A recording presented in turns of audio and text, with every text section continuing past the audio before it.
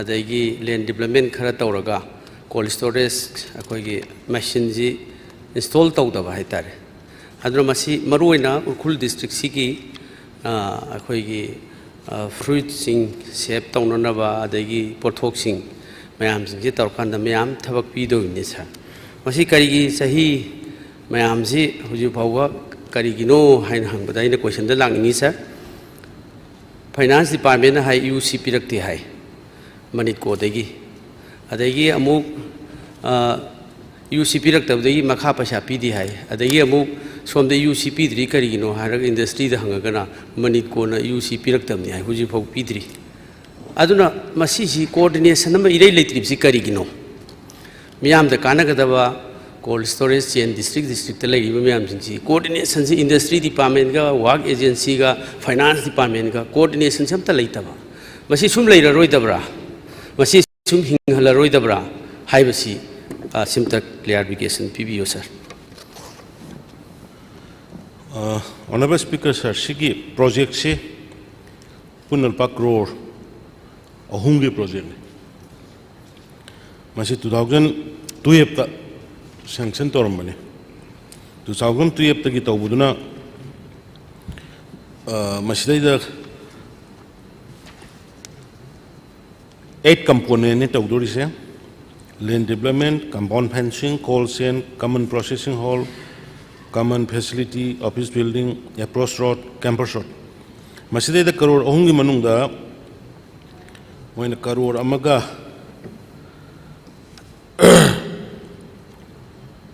लाकुन थादोगा development land development ने अदुगा कंपाउंड फेसिंग ने तौरकांदा अतई से शुरमद्रब अतई शुरमद्रे अदगी मेनिट को न तौबनी अद फंजु लेद्रे हाइदन तौरगा सुख्रगा यूटिलाइजेशन सर्टिफिकेट सुपिरक्तब अदैदि अखोय लाकांदा हुजिक मो यूटिलाइजेशन सर्टिफिकेट 120 लाख तो की पीरे 2012 की तो पीरे अदुगा हुजे अखोइना हारिबसी मोइगी पैसास मयाम दो मोइना फजना सुद्रबनिना मतमदा पिरकदमना लापसे सोइर मतुंग हुजे अखोइना गवर्नमेंट सिना सेंट्रल मिनिस्ट्री की project mega food park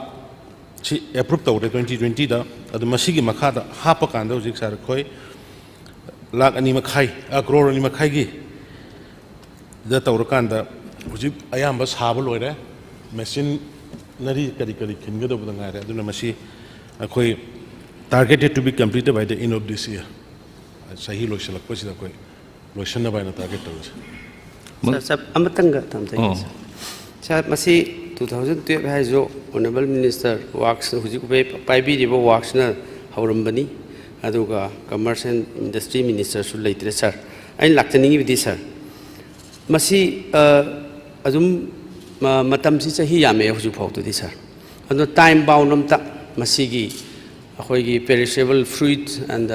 production मैम सिदा तौरमी मैम थबक पीदौनी सर हुजिकी अवाबसिदा काननब उखुलगी प्रजासिंग काननब टाइम बाउंड अमतदी पीबियु सर लोशनबगी हाइबतारे सर रेने is targeted to be completed by the end of this year सोई लोशलनी मुझे कंस्ट्रक्शन अयाम बलोई लोई रहे only machinery के तो खिंगदा बदंगा मथंग दा स्टार क्वेश्चन नंबर 276 हंगबिगदा ऑनरेबल मेंबर श्री सूर्य कुमार ओक्रम पाखुम पीबीगदा honourable minister relief and disaster sir star question number 276 sir answer सी याम सांगे ए क्वेश्चन दो इन लाक्चर के सर कोई रिसेंटली natural calamities मैम थोके disaster थोके बसिकी मरी लेना सर ए हंगजबनी in the last 10 years year wise details natural disaster and calamities की PBU है ना हंगिमने सर सिदा home affairs की कोई guideline ministry की guideline करी करी खर PB रहे तो इकों कोम न 10 years सिदा natural disaster थोके calamities थोके बसी कैसे याम मोई मसी करम करम बनो है ना identify तो बिरम मगदी भागद्रा न खाली मसी म PB बयागद्रा question number A B गिसदा hung बसिदना state government ना proposal central government da thokriba calamities myam 10 years thokriba myam singsigi thabi khibra hangbada 15 da 16 da 17 da 19 da 24 hailstorm, aduga akhoi flood in the wake of cyclone Rimalana. The drought 2019 this is sir 26 crore masi akhoi central government nasu release tore adu sahi manga sure sir ai mamangi assembly session da su pukatsagibni sahi manga sure sir 26.56 crores is sir hujik phok finance department da pending toroga lairi haidna answer ji khumbi sir masi karigino department khatana only held responsible tokte the government should be held responsible sir masi karigino sahi manga thadoktana sum thammi se karigino si thadoktragadi hoji health strong gi aduga flood ki thagriba mayam singsi central government si gi UCP dragadi thador kadra thadoroidra haibidum tang honorable minister na thambina ba haidna sir thamjari sir thank you Honorable Speaker sir akoi honorable member na last 10 years da akoi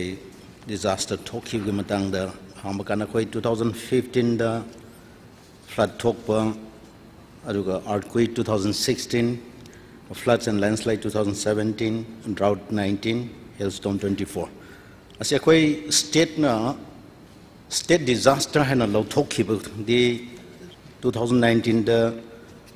drought thokhi duni atai di center na karigumba national disaster hana lo thok khrab taradi akoi state na amuga lo thokte aduga certain area da khakta effect of already akoi asiguma drought or natural flood natural calamity or disaster hana lo thokte but state ki SDRF fund gi kona drabadi sigi center su nirga dumaina koi paisa akoi demand toraga pirak pudana manage tawni drought ki se sir 26.53 crore out of 151 crore when demand to Uganda 26.53 crore si lakpane akoi se verification kha tawdaba yadaba su thokpa maram de khone demand tawbu ga lakpa se ga manarak daba at that same time matam se khara akoi gi the state problem here and there thok da khatang delay tawrame adu akoi bank account mo verification tawba adugumba tawkhibadagi matam khara lawkhibani akoi center da akoi gi handaki hailstorm gi de akoi state disaster when the lawthokte but flood ka hailstorm lakhiba asigi de akoi hailstorm gi de thakre 7.11 crore gi 711 crore gi akoi thakre aduga flood ki de akoi kana thanangai honari hojiki drought ki 26.53 crore gi se akoi athubda pithoknaba ai miyam da thamjage hanaso khoi honorable member na hangkhibne ai ningsingye ado khoi na process khar changba kanda ajo irang thokiba mama sum khara delay toraba kanda verification se matam khar laukhibani otherwise now is almost completed it's always completed it is just a process for payment ado yam athubda pithokne thamjage thank you honorable sir sahi manga sujal ai sir aduna amuktang akhoi karam kanda thadok pigedage her timeline amtang honorable minister na thambiba yagadra the ani subuda flood thokiba maruina honorable leader of the house su 60 years to talk about flood ne na thambigra sir sida business small businessing mayam achowa businessing di moi insurance yawo mayam claim to mayam insurance claim to hodaba yahodaba mayam singsigi masi pabirabra pabidabra haibidum tang asigi handaki natural disaster thokibasida adai flood thokibda sir aina tajagibda cyclone Rimalgisda 10,000 gumba koi gi government na athubagi khara pibigi hana tai sir adu masi first phase ni second phase bidharaktre na mayam si complaint lakpa khar leiba masi gi na kari thorang tabak thorang pakhat piba leibage masi gi process leibibra aduga sir aroibada sida pibirakpa kaino sida infrastructure mayam so a house mayam so a koi handaki natural disasters in but 9 human lives claim and sir claim altogether 9 human lives and sir pibire mokoi singsigi 9 human laigidriba government has recognized toramni mokoi singsigi kari compensatory program kari laibibage habdung thambina sir thangachari sir thank you honorable speaker sir akoi hailstorm oge cyclone Rimal thokpa matungda akoi honorable leader of the house honorable chief minister na SDRF fund agi whatever it is available akhoi thubada relief khra pinaba habna hauzik SDRF side agi spend tawge se around 60 crore ma spend tawre akhoi center su demand tawna manage tawram se hana tawu kana face wise ka tawduna credit thungki dabusu lei thungki busu lei adu sisi center da khona thubada PBO hana demand tawu kanda center team sida inquiry team verification ki mak dosu lae mokoi on the spot inquiry tawraga mu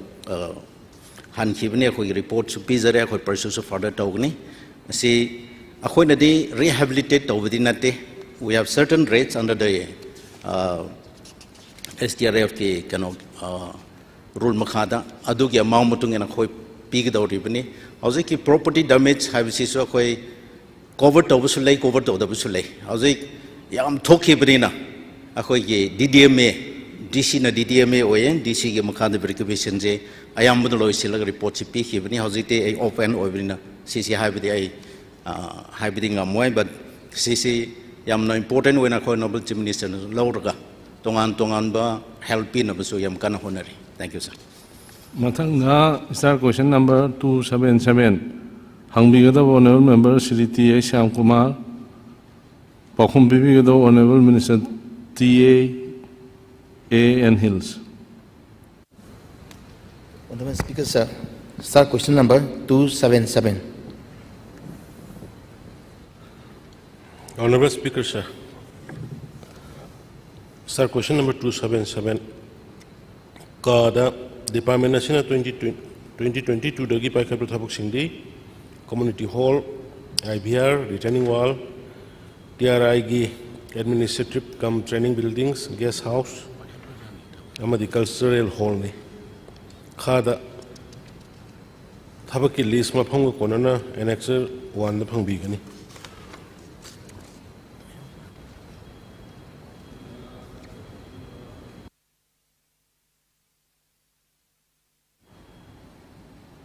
Two 7-8 Hangbigada honorable member Shri T.H. Lokeshwar Singh Pakhum Bibigada honorable minister water resources. Good morning, honorable speaker, honorable members. Start question number 278. Honorable Speaker, sir. Start question number 278. Answer. Kada FMBAP scheme gi makhadani Kada retaining wall trahumdoi chankre mafam sing work order copy amasung agreement copy di annexure 1 da hapjare Gada details sing annexure 2 da hapjare Gahada ising ichaw makha tana thohandanaba sarkar gi maikei dagi temporary amadi long term preventive measures sing Paikhalli Gada Chumde. Thank you, sir. Sorry, start question number Hongiki, Aina say Hongiki, but that Masaki Karma scheme Makadon Hangjabane do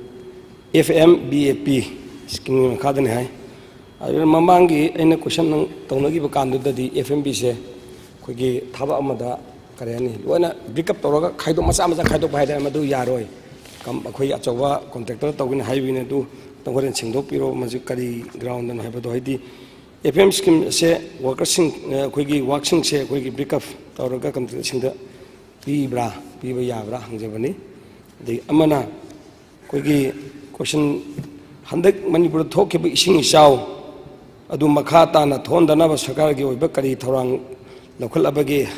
Hangjavani. Adara kumbiri pakomji ising jaw makata na thonda na basaka gi makedigi temporary amadi long term preventive measures sing paikhatle har paikhali ba temporary amasung long term preventive measures sing se kari no intang hauk sa thambi FMBAP gi makada koi paikhali ba thabak sing se akoi mafam matungi na khra khaidok pusulai aduga khaidok to busulle akoi most vulnerable area da identify tor khoi government of India da khoi DPR submit to zabakanda akoi ge DPR ga approval lak pase kra khetna lak page पाखिदब मफमसु ले खाइदोप खरासु DPR मतुंगेना लाखिबगी सुमाइना पाखिबनी हौजिक both temporary and permanent measures say hौजिक FMBAP के मखादा लौखिबसिसु से flood prevention के दमक लौखिबनी अदुग flood थोप कांदा अखोई temporary ban साबा अदुग अखोई material का supply तौर club सिंगा honorable minister MLA सिंगा मामा लेकाइदा सुमाइना सिंग काइबम मफमदा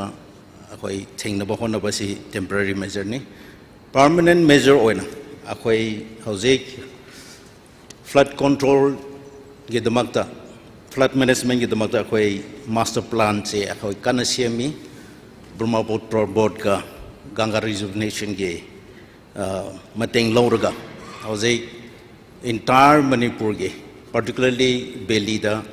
अखोई permanent ओइना कमाइन अखोई prevent तौबियाब्रा हैबसी river की nature सु study तौबा soil सु study तौबा मतम खरा लौखि बने honorable chief minister ना director PB दुना 2022 तक study तौबा हाउरगा हौजिक असी के report से by November tentatively असी अखोई report से detail से complete तौरनी है ना अखोई थमजबनी असीना permanent के दमंग हाई बतारे as far as possible flood control तौबिया ना अखोई होनरी है ना थमजग thank you मतंगा second सिगी हंगरी बाइना हाइजे सिगा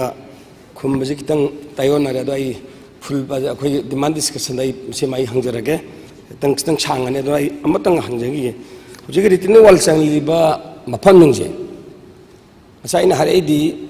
मफम मत दा लुपा लायन खै कुंथानि फु लोई खाइदोपा कंट्रेक्टर म तोगा बदो कंपटीशन तो बगी तौरीरा नत्रगा ngसागी क्वालिटी कनान हेली कनान हेंदे बगी खाइदो इरा अदुगा ngसागी मदु थबजु वर्टिंग वाले चलमे चलमा कांदा माना लेबाक से कथरा कांदा फिलअप तौदबसे लोइना तौद्रे बागी दा मफम तराग हुंदो यावेबा यावबसिदने मैक्सिमम 99% से हार्बर आर्ट फीलिंग से तौद्रेबा तौदबसिदा आइना सुम खजबदा हाइतान मसी सुम तौदगदी से एग्जांपल लाराई किनबि चांगजे वांखलाइबसे हंदकता थोकि मयामदो सुमाना तौबिरमगा लेबाक से फिलअप तौद्रबनिना से एग्जाम लाई तारीख खुनगी अदाइदा मथोखिबिदो रेटिंग वाजे चंबिरमबा चल्लगा माना लंबी कुमदन बनाना छोरोक से कथक खराबा कथक बिमा फिलअप तौगे हरगा दम होरेन हेंग तौदी तहोद्रमिना दगी लंबी बलम कखिबिनेबा अदुना हारिबा RCC गी रेटिंग वाल तौरिबा खुदिंग मकिंग जे मोना लेबाक से कथरगा थनबिरम खुदिंग जे मसी जंग खोगी होगी की ngasi heng haitare masi तौबीबा यारोइदा तौद्रगदी रेटिंग वाल चंबे अर्थ करी लेगे तुम तंग ताकबिरम यारगे Honorable Speaker sir I atubadasi contracting bo engineer ki through the director piraga taunaba tawrage thank you sir मथंग स्टार क्वेश्चन नंबर 279 हंगबिगदब honourable member Shri K Ranjit Singh पाखुम बिबिगदब honourable minister water resources Good morning sir Star question number 279. I adum supplementary the answer si am sange adum supplementary galo na thumjage. Sir handak ki sahi si yamna awam ta ki bahai batai. How ki ba me gi roi ba masung jun gi aham ba chayol da cyclone remal gi kano da sai theng na hai batai koi sing isau si thokna anirak akoi thengnageba madugi sing chawgi awaba mayognageba du matungda tholaaga su madugi akoi ngakthokpa yananabagi wakhalonda ai masigi question si aina thamjabani hujikta so ai mangda honorable khundrak phomgi MLA na hangbi sigi baga sing chaw si mari leinai sa aina punna sum pakhum pi ba kitang pandaba yadaba handaki sahi July ama ani amasung ahum da Imphal Toren gi maru da nong kaya yamna juki bagi amasung July ani da Toren gi imai kaya wang ki bagi haibasida honorable minister na what July 1 2 3 da PB re aduga imai se flood ki imai se akoi gi sanjen thong da loiba high flood level da gi hen na wang ki na thambira sa aina honorable minister ki attention draw to jani bi sar khoi gi ahan ba amasung anirak churok khiba ising isau ising nong churok tana ising chawrok khibase Indian Meteorological Department samna harabada khoigi IMD sina khoigi alert lauthokhiba ai thengnagi sa adi masigi cyclone remal lakani khotkani haibagi kaino se IMD na alert lauthokibagi information se kari numita aduga karpung kaya da phangi IMD ki alert zerol do phangaba matungda department sina kari section thorang lokhat ki habasi ma ai khangni sa aduga ani suba ising isau aham bagi dubudi surprisingly oibni na maduma khoi khanaragum se ani subagi ising isau je sa July gi ani gi numidang wairam dani no khoi ising thumgri se ai mun na se record tawjai aduga nong kanna suba sina July gi tang amadagi haurakibani aduga sida ithai beres se numidang wairam pung ani gi pung manga da ithai beres si hangi haidana honorable minister na kumbiri se masi ising chawraba kanda dangai fadana hangbo ina tawba aduna khangjaningi ba question se masigi hairi ba IMD gi information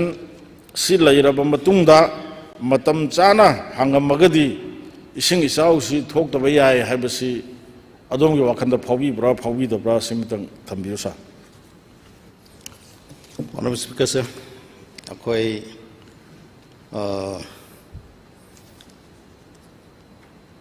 nong si yam kana churak pa yai habagi warning chakoi department na phangbugi matungena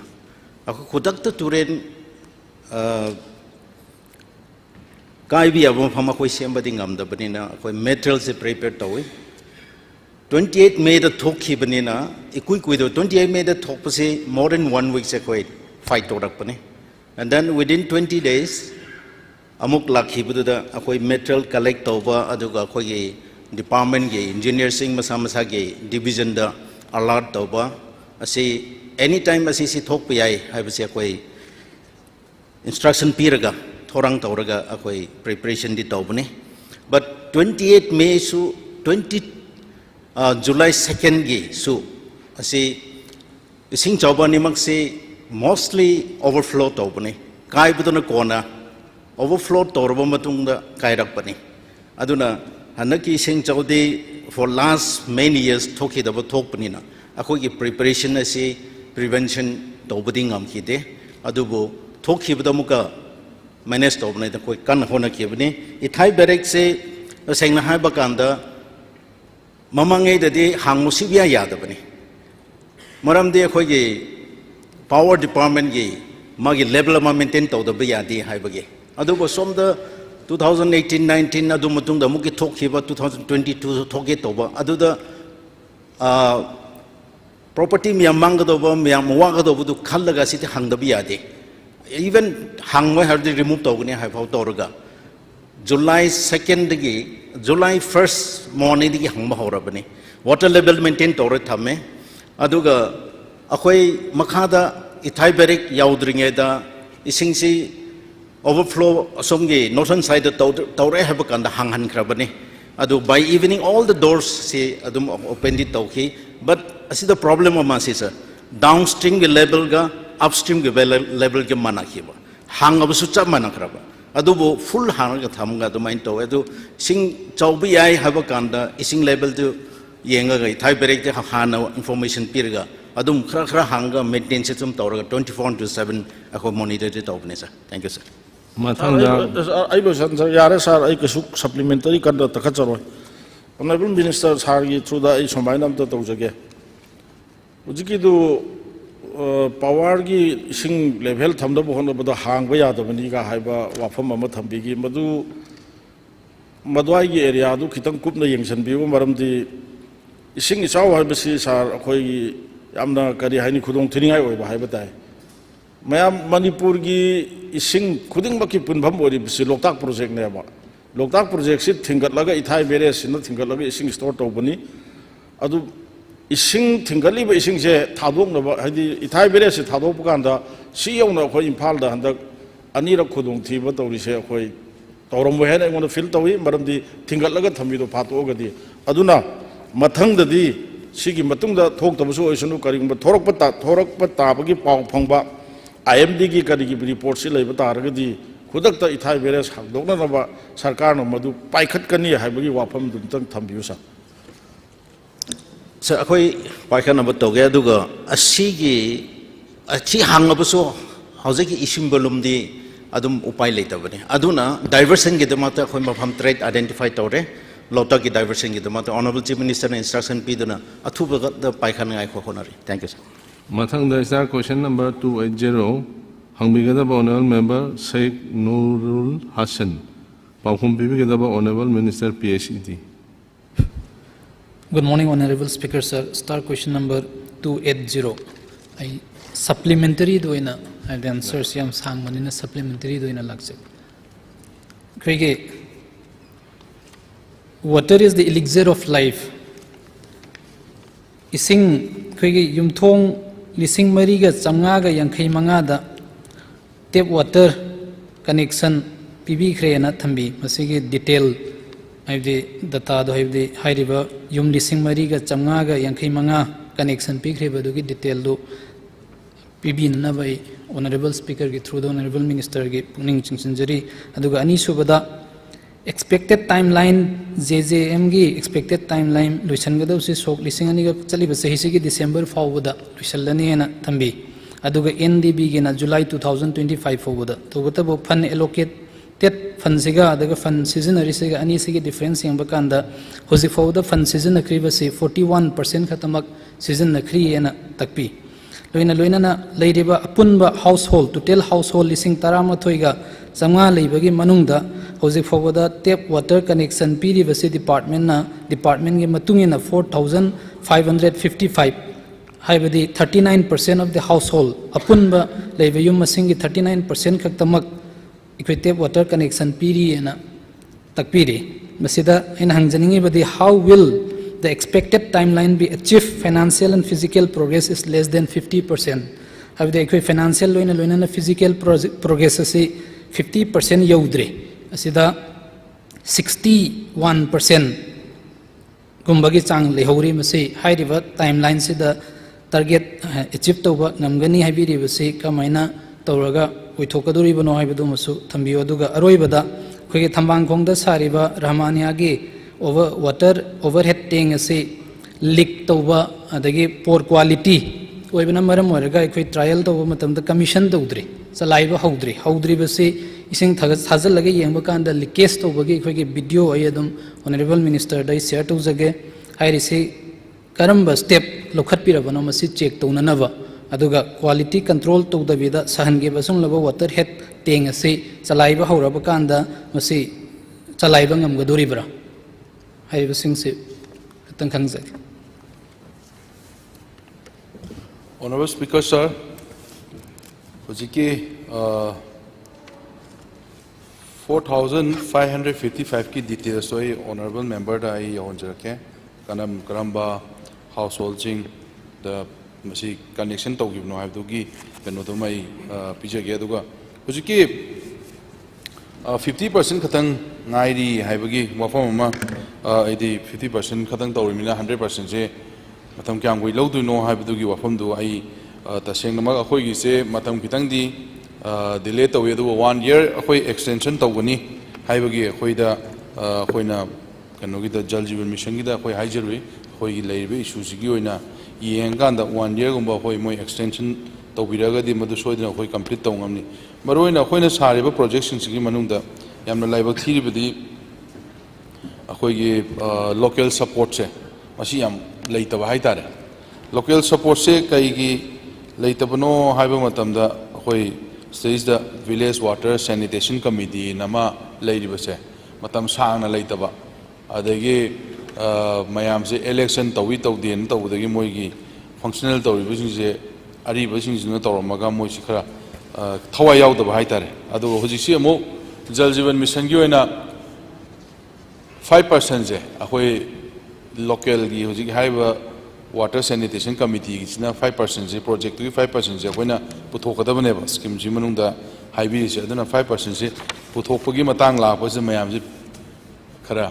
मनिंग हन भाई तारे अदुबो अखोय हुजिकी local support से honourable member सु याउना अखोय मसिगी committee से मसि सेम मतमदा इ नहानसु ममांग दसु थमजगिबदुनि ऑनरेबल मेंबर लोइनमो हेक इसिंग ताद्रगना अखोय देता हाइबा अदुगो पाइबना विलेज वाटर सैनिटेशन कमिटी दुना अखोय नतबा अदुना मसिगी से मेंबर मैम लो यावरा कांददी आई यामना थुना मसी एचिप तौंगमद्रना खली ऑनरेबल अखोय मेंबर सु यावना मसिम तंग कनो तौबियो अदुगा हुजिकी थमांग कोंगदा सारिबो ओवरहेड की कनो से मोइसे अइंगोंद हुजिकमक्ति मदुगी कनो से यावद्रे अदुबो आई मसिगी डिटेल्स सिमा लौरगा आई सोइदना पिजरके अदुगा आई ऑनरेबल मेंबर दा सिगी क्वेश्चन सिंग जे मरी लेंदब दा आई रिक्वेस्ट को तौजगे अखोयगी इंटेक अमा ऑनरेबल मेंबर की हेक मनाक्ता सारी सिगी इंटेक से याम कन होंतोकपो खोतोकपगी मतांग अम लाइजे कॉन्ट्रैक्टर सिंग दुना याम सांगना अखोयगी साराबनिना लोइसु लोइगदरोमिना मसिमतंग अयाब पिबिरगदी यामना फनी अदुगा इंटेक सिम लोइरगदी हुजिकी पोरोंपात सारिबा पोरोंपात लेबो वाटर सप्लाई स्कीम सिगी हाना ऑलरेडी इंटेक अम ले हुजिक अदुगी इंटेक तुमुगा तौरदे अपग्रेडेशन तौरपने अदो मसिमतंग तौरगदी यामना हेना अखोय फगदन खाली टॉप यूथ क्लब की प्रेसिडेंट लोकेल गसु अखोयगी डिपार्टमेंट की इचिनाउसिंग वरी सानरी ना है अदो मसिगी पोस्टिंग से यावरा कांदना साइगी 50% लेदो मधु याम थुने एचिप तौंगमदुने अदुना साइगी पाइपलाइन दि तिंगबा इसिंग दि लेतबा सिगी इशू से सुम इंटेक कुम कईगुम से लेतबदुन मरम ओरकांदा थोलपने अदु मसि यारगदि ऑनरेबल मेंबर ना मसिमतंग मतेंग पांगबिरगदि हारिबा ऑनरेबल मेंबर की होजिकी तहनजनिंगिबा सिंदो मधु सोइदना याम थुना आई ओइगदराना आई स्माइ सुम खंजे होजिकी द ऑनरेबल स्पीकर सेकेंड मतंग लुजो पाइपलाइन तिंग बसे होजिमकी ओइना अखोय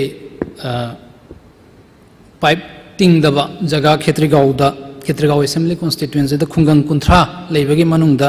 खुंगंग तरागा तरुक पाइपलाइन से होजिमक सुमतिंग मक तिंगद्रे हाइरिबे सिंगसिसु तिंगननबा अदुगा लेरिबा अखोयगी वाटर सैनिट नसाइगी 4555 water connection tap water connection पीबीरे हाइरिबे सेगी डिटेल दुसु पीबीरागा हाइबदा अयामबना खेत्रीगावगी सरकार डिपार्टमेंट ना पीबीरे इसी गा अदगी फंगिबे इसिंग कनेक्शन फंगगी इसिंग तारिबसिगा चानदबा मसु लेबा मसिगी से पुन्ना यंगमिनरगा मसि करेक्टिव मेजर्स लौमिननबा पुन होनमिनसे ना यदुमैना थमजे थैंक यू मथंगदा स्टार क्वेश्चन नंबर 281 हंगबिगदब ऑनरेबल मेंबर श्री सूर्य कुमार ओक्रम पाखुम बिबिगदब honourable minister social welfare Honorable Speaker, sir, question number 281. Answer is am sangre sir PS anim sure. Sir, I yaringai tension naba hona jage sir aina hangjarib se state transgender welfare board ki transgender person and protection of right act 2019 koi parliament na pass to give act ki makha transgender board koi transgender Chinaw Singsi marginalized Oina where away Chinaw Singi Magi Act 2019 the past to give the Transgender Welfare Board Ama Masi the same gada sir. Aduna sir Aina Tengajar Pasi Manipur gi Ahanba transgender lawyer ama okpagi ai function ama yaujari maduda mukhoigi grievances mayamji am pukhalakpaduda adudi ai akhoi assembly August House ida noigi grievances mayam da pukhatchage na tomne sir PS ahum mari sui ai right platform da pukhatchage question supplementary ahum mari da thamjage sir sir hangjagri ba question sigi makha da akhoi answer mapan pire mapan ji da sir ahan bada ai adum club tawjage ani hum ahan bada transgender akhoi ngasai welfare board sembasida transgender led community based organization transgender led toba community based organization ama yauga dawani haibagi act sigi makhada leiba adu masima yauba udaba sir adagi expert committee on survey and data collection haiba sidasu hujiki akhoi community based organization transgender yauba karigina hadi hill and valley pulap torkaduri neba masimasu yauba udaba masi karigino pulap club toksanaraga aduga chak manabada akhoi ngasai policy program schemes mayam semakpa matamsida CBO ngasai hairiba community based organization सिगी representative expert committee सिदा याव उदबा मसीमा करिगिनो हाइबदुमतंग sir थंबियु अनि सुबदा अखोई state district level medical board ना health department लोइना 7 districts दा consultation अखोई ट्रांसजेंडर जिंगसिदा कंसल्टेशन अदगी सेक्स रीअसेसमेंट सर्जरी अदुगा मसी सेक्स चेंज ऑपरेशन मैम सिंगसी सेनापति थौबाल उरखुल बिशनपुर चांदेल तमिंगलोंग से तौन है हेल्थ कमिटी सिदा अखोई स्टेट सिदा हुजिकी सेक्स रीअसेसमेंट सर्जरी अदुगा सेक्स हेल्थ स्कीम से हुजिक पोक्ता आयुष्मान भारत नत्रगना स्टेट सिगी स्कीम जिंग द याउद्री मसी यहन बिनाबा पॉलिसी प्रोग्राम लेबिब्रा हाइबदुमतंग मदुमतंग थंबियु हाइना सर आई ऑनरेबल मिनिस्टर दा थमजरी सर अदुगा अहुम सुबा सप्लीमेंटरी द सर ट्रांसजेंडर प्रोटेक्शन सेल सिदसु सब मानना ngसाइगी CBO सिना सबमिटेड तौरे होम डिपार्टमेंट दा अदु होम डिपार्टमेंट दगी मसी रिप्लाई अमा लाक्ट्री हाइदना सर थमजरी सर सप्लीमेंटरी खरजे ऑनरेबल मिनिस्टर ना तंग थंबिना सर थमजरी thank you honourable speaker sir होगी लई बहु ट्रांसजेंडर की इशू से यमना एक सिसु पास तो बसी 2019 दा तौने दना सी मखादा कोई बोर्ड सी फॉर्म तौर मतुंग कोई मीटिंग क्या अनिरक कुंबा कोई फंगरे आई सामु यावर कांदा कमिश्नर यावर कांदा कोई रोड मैप अमदी कोई कन्ना तौनना भाई कोई स्टेट की वैना पाइखलग लेबने दु कोई पॉलिसी से कोई कन्ना कोई कनो तौर मतुंगदा कोई मीटिंग तौर मतुंगदा कोई मखाताना कई कई तौब यागे है खनर मतुंगदा होजिकी हारिबा कोई आंसर मैम दो आई पिजबनी है सुमाइना थमजगे अदुना इनों नबो होइबनिना कोई ऑनरेबल मेंबर ना करी करी सजेशन सिदे सिसी तौसे है कोई पुनः तानमीनर कांदा कोई सिगी पॉलिसी से हेन फजब मौंग तौननवा कोई तौमिनसे सुमाइना आई थमजगे सर आई राइट प्लेटफॉर्म द सांगना पुगचगे अमनी खतंग सप्लीमेंटरी अमनी खतंग ऑनरेबल मिनिस्टर ना हुजिगी हाइरिबा transgender सिंगसिगी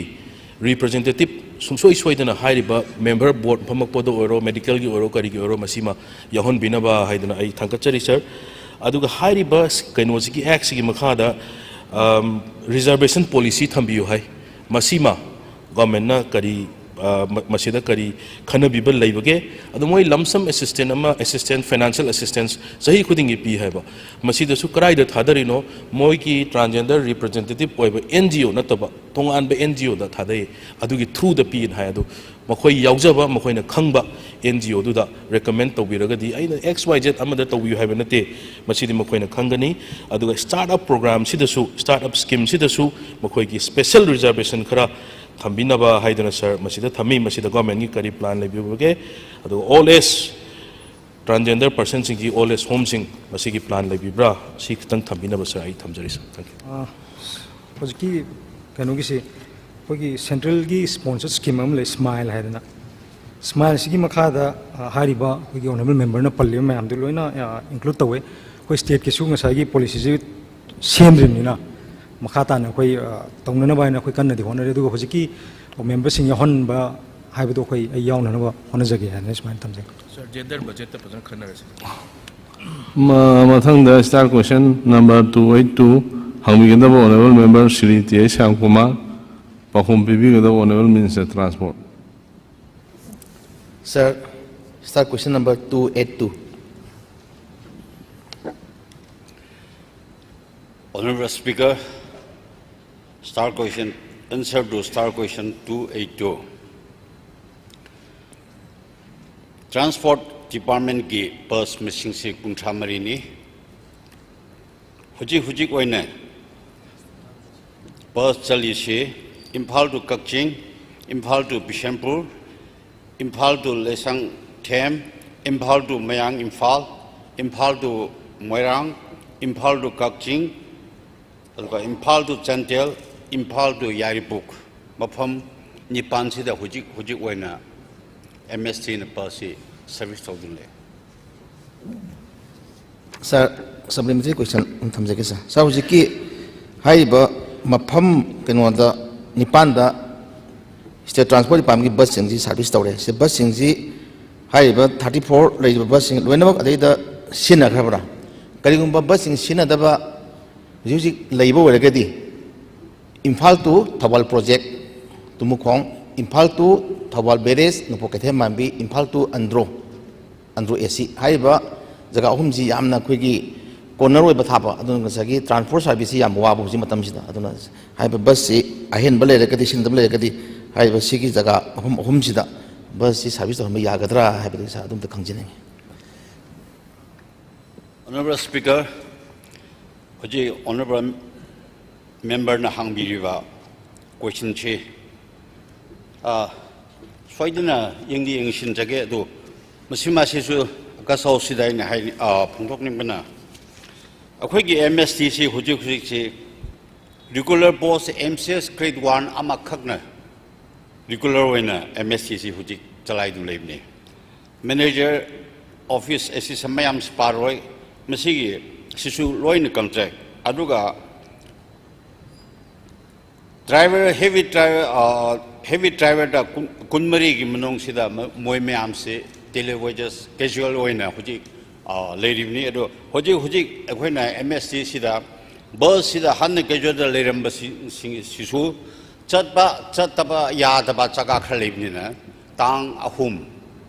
taibak thiwa tang ahum last year May degi huji phauda chatba yadaba chaka le ni na Hojik Hariban Nipan Sikaknante, Hojik Simatam Hadram in a Matam Kating Ilotoke, Hill Jing the Show, a coin of Hojik Taram Mase, Jing the Show, Tambakatanate, Nipan Tarise, Jing the Show, a coin of Mapam Kumatwe the Tarme, Impaldo More, Chesami, Sondal, None, Tamelong, Nungba, Tangal, Chiripam, Mao to Timapur, Impaldo Kosomkolen, Impaldo. Dampung, Impal to Kamchong, Impal to Kopom, Impal to Dame, Jorjambu to Faisal, Jorjambu to Pihang, Jorjambu to Parpong, Jorjambu to Sinchol, Jorjambu to Pukpi, Jorjambu to Sange Kothana, Jingi Lambi, Jing Hill area da so si pos miam si Harmony. Adu Hujik Sida, Masai na Pankiva, a quick MST Sida. Daily wages ado casual da shuba driver sing share mapam sida hujik madam sida chalpa yaba yadab su ama adu mathak moi ki service ke sida su moi bu ekhoina namna thohan ge ado duty bi ge have su masi ma sidi awaba ama le aduna yarudi sigi danja silawga MST ge worker sing share hujik ayam se only MCS grade 1 ama khak run do company adu moi me am se daily wages salary ba casual riba simasidi sisu akhoi na khatnaraga moisi akhoi na contract oina tob yabra dukmat yingsilaga mafam hairiba jingda su chatpa yadwa du su akhoi ni adjustment khatorga simasi jing area da su than ma kan honage huji se bus yarib si bus huji koina bus si kunthamari asor kunni mari si huji krisu atum working conditionally adu huji lem horiba dara sisu akhoi gi huji si thaba yadam ni na moi driver sing mechanic sing gaurga kanna department gi mi na su khrayang ga masisu akhoi na semjarga ayam basingam du company chadab da akhoi sana semraga masisu kanna pankhatna ba haina khona du le aina masi kitanja silauraga department akhoi MSC da huji si budget last year sida 80 lakhs. Aina department mayam da masida appeal dozen in bana. MST had the government in the hand bus piba any GAT function, any department ki function aduga Honorable Hangbiri Badu Kumbiraga Taurus. Question one in okay, then shall I get Masida department singer so MSC Hinaba. Bus it have your harim, Missy Tana Pambesi, department singing Magi budget Libina, MST Sida, quite a budget Loin can be no as a Simasu hanging with the Hibni, Honorable Hujahanga Taka, Amara Anira Dugna City, a Quigi, driver singing people seeing like a Gari de Redini, a Yana Baton Honor jacket. Thank you. Sakaram the Sam, Saki, whenever I'm sang, but then I expect over the thank you, sir. When I was a high with the guy, the driver problem like Maliko. But the guy is letting the drivers had a tambitis Maran Carino.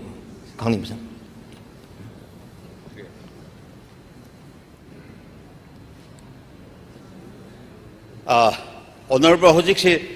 Hanna driver si contractor nataba. Tele wages ta coin lorum si Huju si Kunmarini. Adu mamang the crowd is talk Kragahan talk you Sulagraba. Tele wages ta Madam coin lorumba. Adu Krama City, Hojisi the head mechanics who resigned over, Mage junior to resigned over Krasu Yograba. Aduna Mesigi Awa Kraleva. Aduginida. Start question number 283. Hangmigadaba Honorable Member Shri K. Ranjit Singh, Pakhum Bibigadaba Honorable Minister Pawar. Sir, start question number 283. Speaker sir, answer to start question number 283. Kada Karigumba Maram Amata Late, Haidok Nava Honori, Yamnatuna Haidok Nava Honori. Thank you, sir. Sir, Masigi Department of Computer answer Zita, but the Sir BP Hagaketo and I hand them again. I know Hungary is a Hosik Pauba, the MSPDCL, Aduga MSPCL na CMSung the group the labor. Stop. MSPDCL Gina 622, Aduga MSPCL Gina 285. Upon post 970 sir. Hariba posting si tongan ba ako'y post ni group na si amasung dini masi ako'y January gi 2020 gi January gi thada sa return test loi re hariba sigumba post samapan gi taret loba sida candidate listing kunthra gi mathakta sa appear tawki hojik chahi mari phajale Masi Husuk Haupa Haidok and Lady Bese, Kari Maram Gino Hangbada, Kari Gumba Maram Amata Lite Habese, Sidani BP Hayaketoris. Maram Kashu Sunglay Latana, Sahi Mari Sang Ababao, Yam Graba, candidate listing Kuntra and Bagi Adugumba, Hauriba, Hoyi,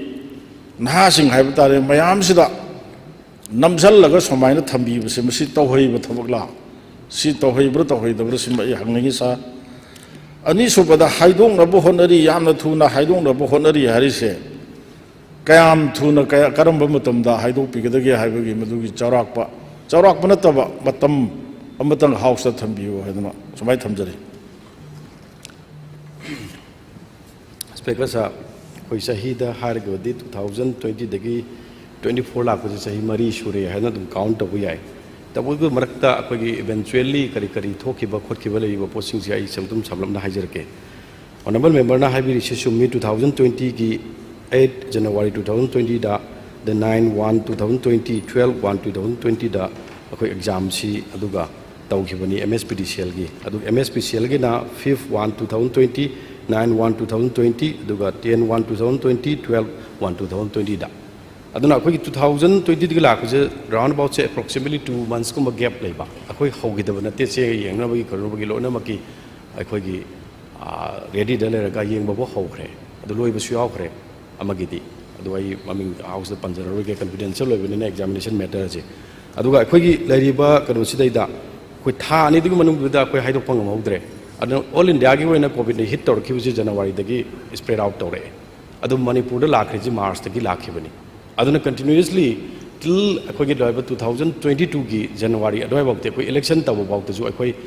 leriba shopping aga tabu da bani haidana koi speech pibo oro mo oro dum legi adoi da almost 2 years ama koi mangi bani sigi sima akoi na sigi leba time buy tabu gi wari natte sigi si kanam ta matam du da ha ka launu matam du da kanam ta moment adugi wakhal ga jangni gi leite na ai thamjige sumaina sum aduga ani subada akoi 2022 ki March February March haida koi akoi election loire matung da sarkar semedgi lai pochi akoi chahi kona amarongi me dagi di amu akoi ge laiba violence se mo hogadoi ni adana almost 15 months sure na mayam house ju discussion tawe adu su matam ma count bum thoe na ai khanjaba adu marakta akoi ge laiba thiba haigadra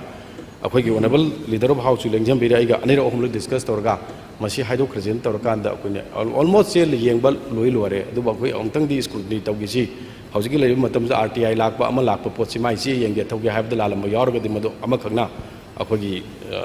ꯀꯩꯅꯣꯗ ꯆꯥꯛ ꯄꯨꯈꯝ ꯑꯃ ꯆꯥꯛꯔꯤꯡ ꯑꯃꯅ ꯃꯥꯡꯊꯣꯛꯑꯦꯅ ꯊꯣꯛꯀꯅꯤ ꯍꯥꯏꯕꯒꯤ ꯄꯣꯠꯇ ꯑꯩꯈꯣꯏꯅ ꯌꯦꯡꯁꯦꯅ ꯊꯝꯃꯒ ꯂꯩꯕ ꯃꯔꯛꯁꯤꯗꯩꯁꯤꯗ ꯑꯩꯈꯣꯏꯒꯤ ꯑꯦꯝꯗꯤꯒꯤ ꯃꯔꯛꯇ ꯀꯣꯔꯠ ꯀꯦꯁꯦꯁ ꯃꯌꯥꯝ ꯂꯥꯛꯄ ꯑꯗꯨꯒ ꯄꯔꯃꯅꯦꯟ ꯁ꯭ꯇꯦꯕꯜ ꯑꯣꯏꯗꯕ ꯑꯦꯝꯗꯤꯒꯤ ꯑꯗꯨꯅ ꯑꯩꯈꯣꯏꯅ ꯍꯥꯏꯔꯨꯔꯒꯁꯨ ꯃꯈꯣꯏꯗ ꯏꯅꯨꯡ ꯅꯨꯡꯉꯥꯏꯇꯕꯒꯨꯝꯕ ꯄꯣꯠꯀꯨꯝꯕ ꯂꯩꯈꯤꯕꯁꯤꯅ ꯑꯩꯈꯣꯏ ꯊꯥ ꯈꯔ ꯑꯃ ꯃꯥꯡꯈ꯭ꯔꯦ ꯑꯗꯨꯅ ꯑꯩꯈꯣꯏꯗ ꯊꯥ ꯐꯪꯗꯦ ꯍꯥꯏꯕꯗꯤ ꯅꯠꯇꯦ 9-9 ꯑꯗꯨꯝ ꯃꯔꯛꯇ ꯑꯗꯨꯝ ꯐꯪꯉꯤ ꯑꯗꯨꯅ ꯍꯧꯖꯤꯛ ꯅꯍꯥꯟ ꯑꯩꯈꯣꯏ ꯂꯩꯔꯤꯕ ꯑꯩꯈꯣꯏꯒꯤ ꯀꯩꯅꯣꯗ ꯑꯦꯛꯖꯥꯃꯤꯅꯦꯁꯟꯗ ꯑꯦꯄꯤꯌꯥꯔ ꯇꯧꯈꯤꯕ ꯑꯉꯥꯡꯁꯤꯡꯗꯨ ꯑꯩꯉꯣꯟꯗ ꯇꯣꯏꯅ ꯂꯥꯛꯏ ꯑꯩ ꯃꯣꯏꯒ ꯑꯗꯨꯝ ꯗꯤꯁꯀꯁ ꯇꯧꯏ ꯅꯍꯥꯟꯁꯨ ꯑꯩꯉꯣꯟꯗ ꯄꯨꯟꯅ ꯂꯥꯛꯏ ꯃꯣꯏ 50-60 ꯂꯥꯛꯏ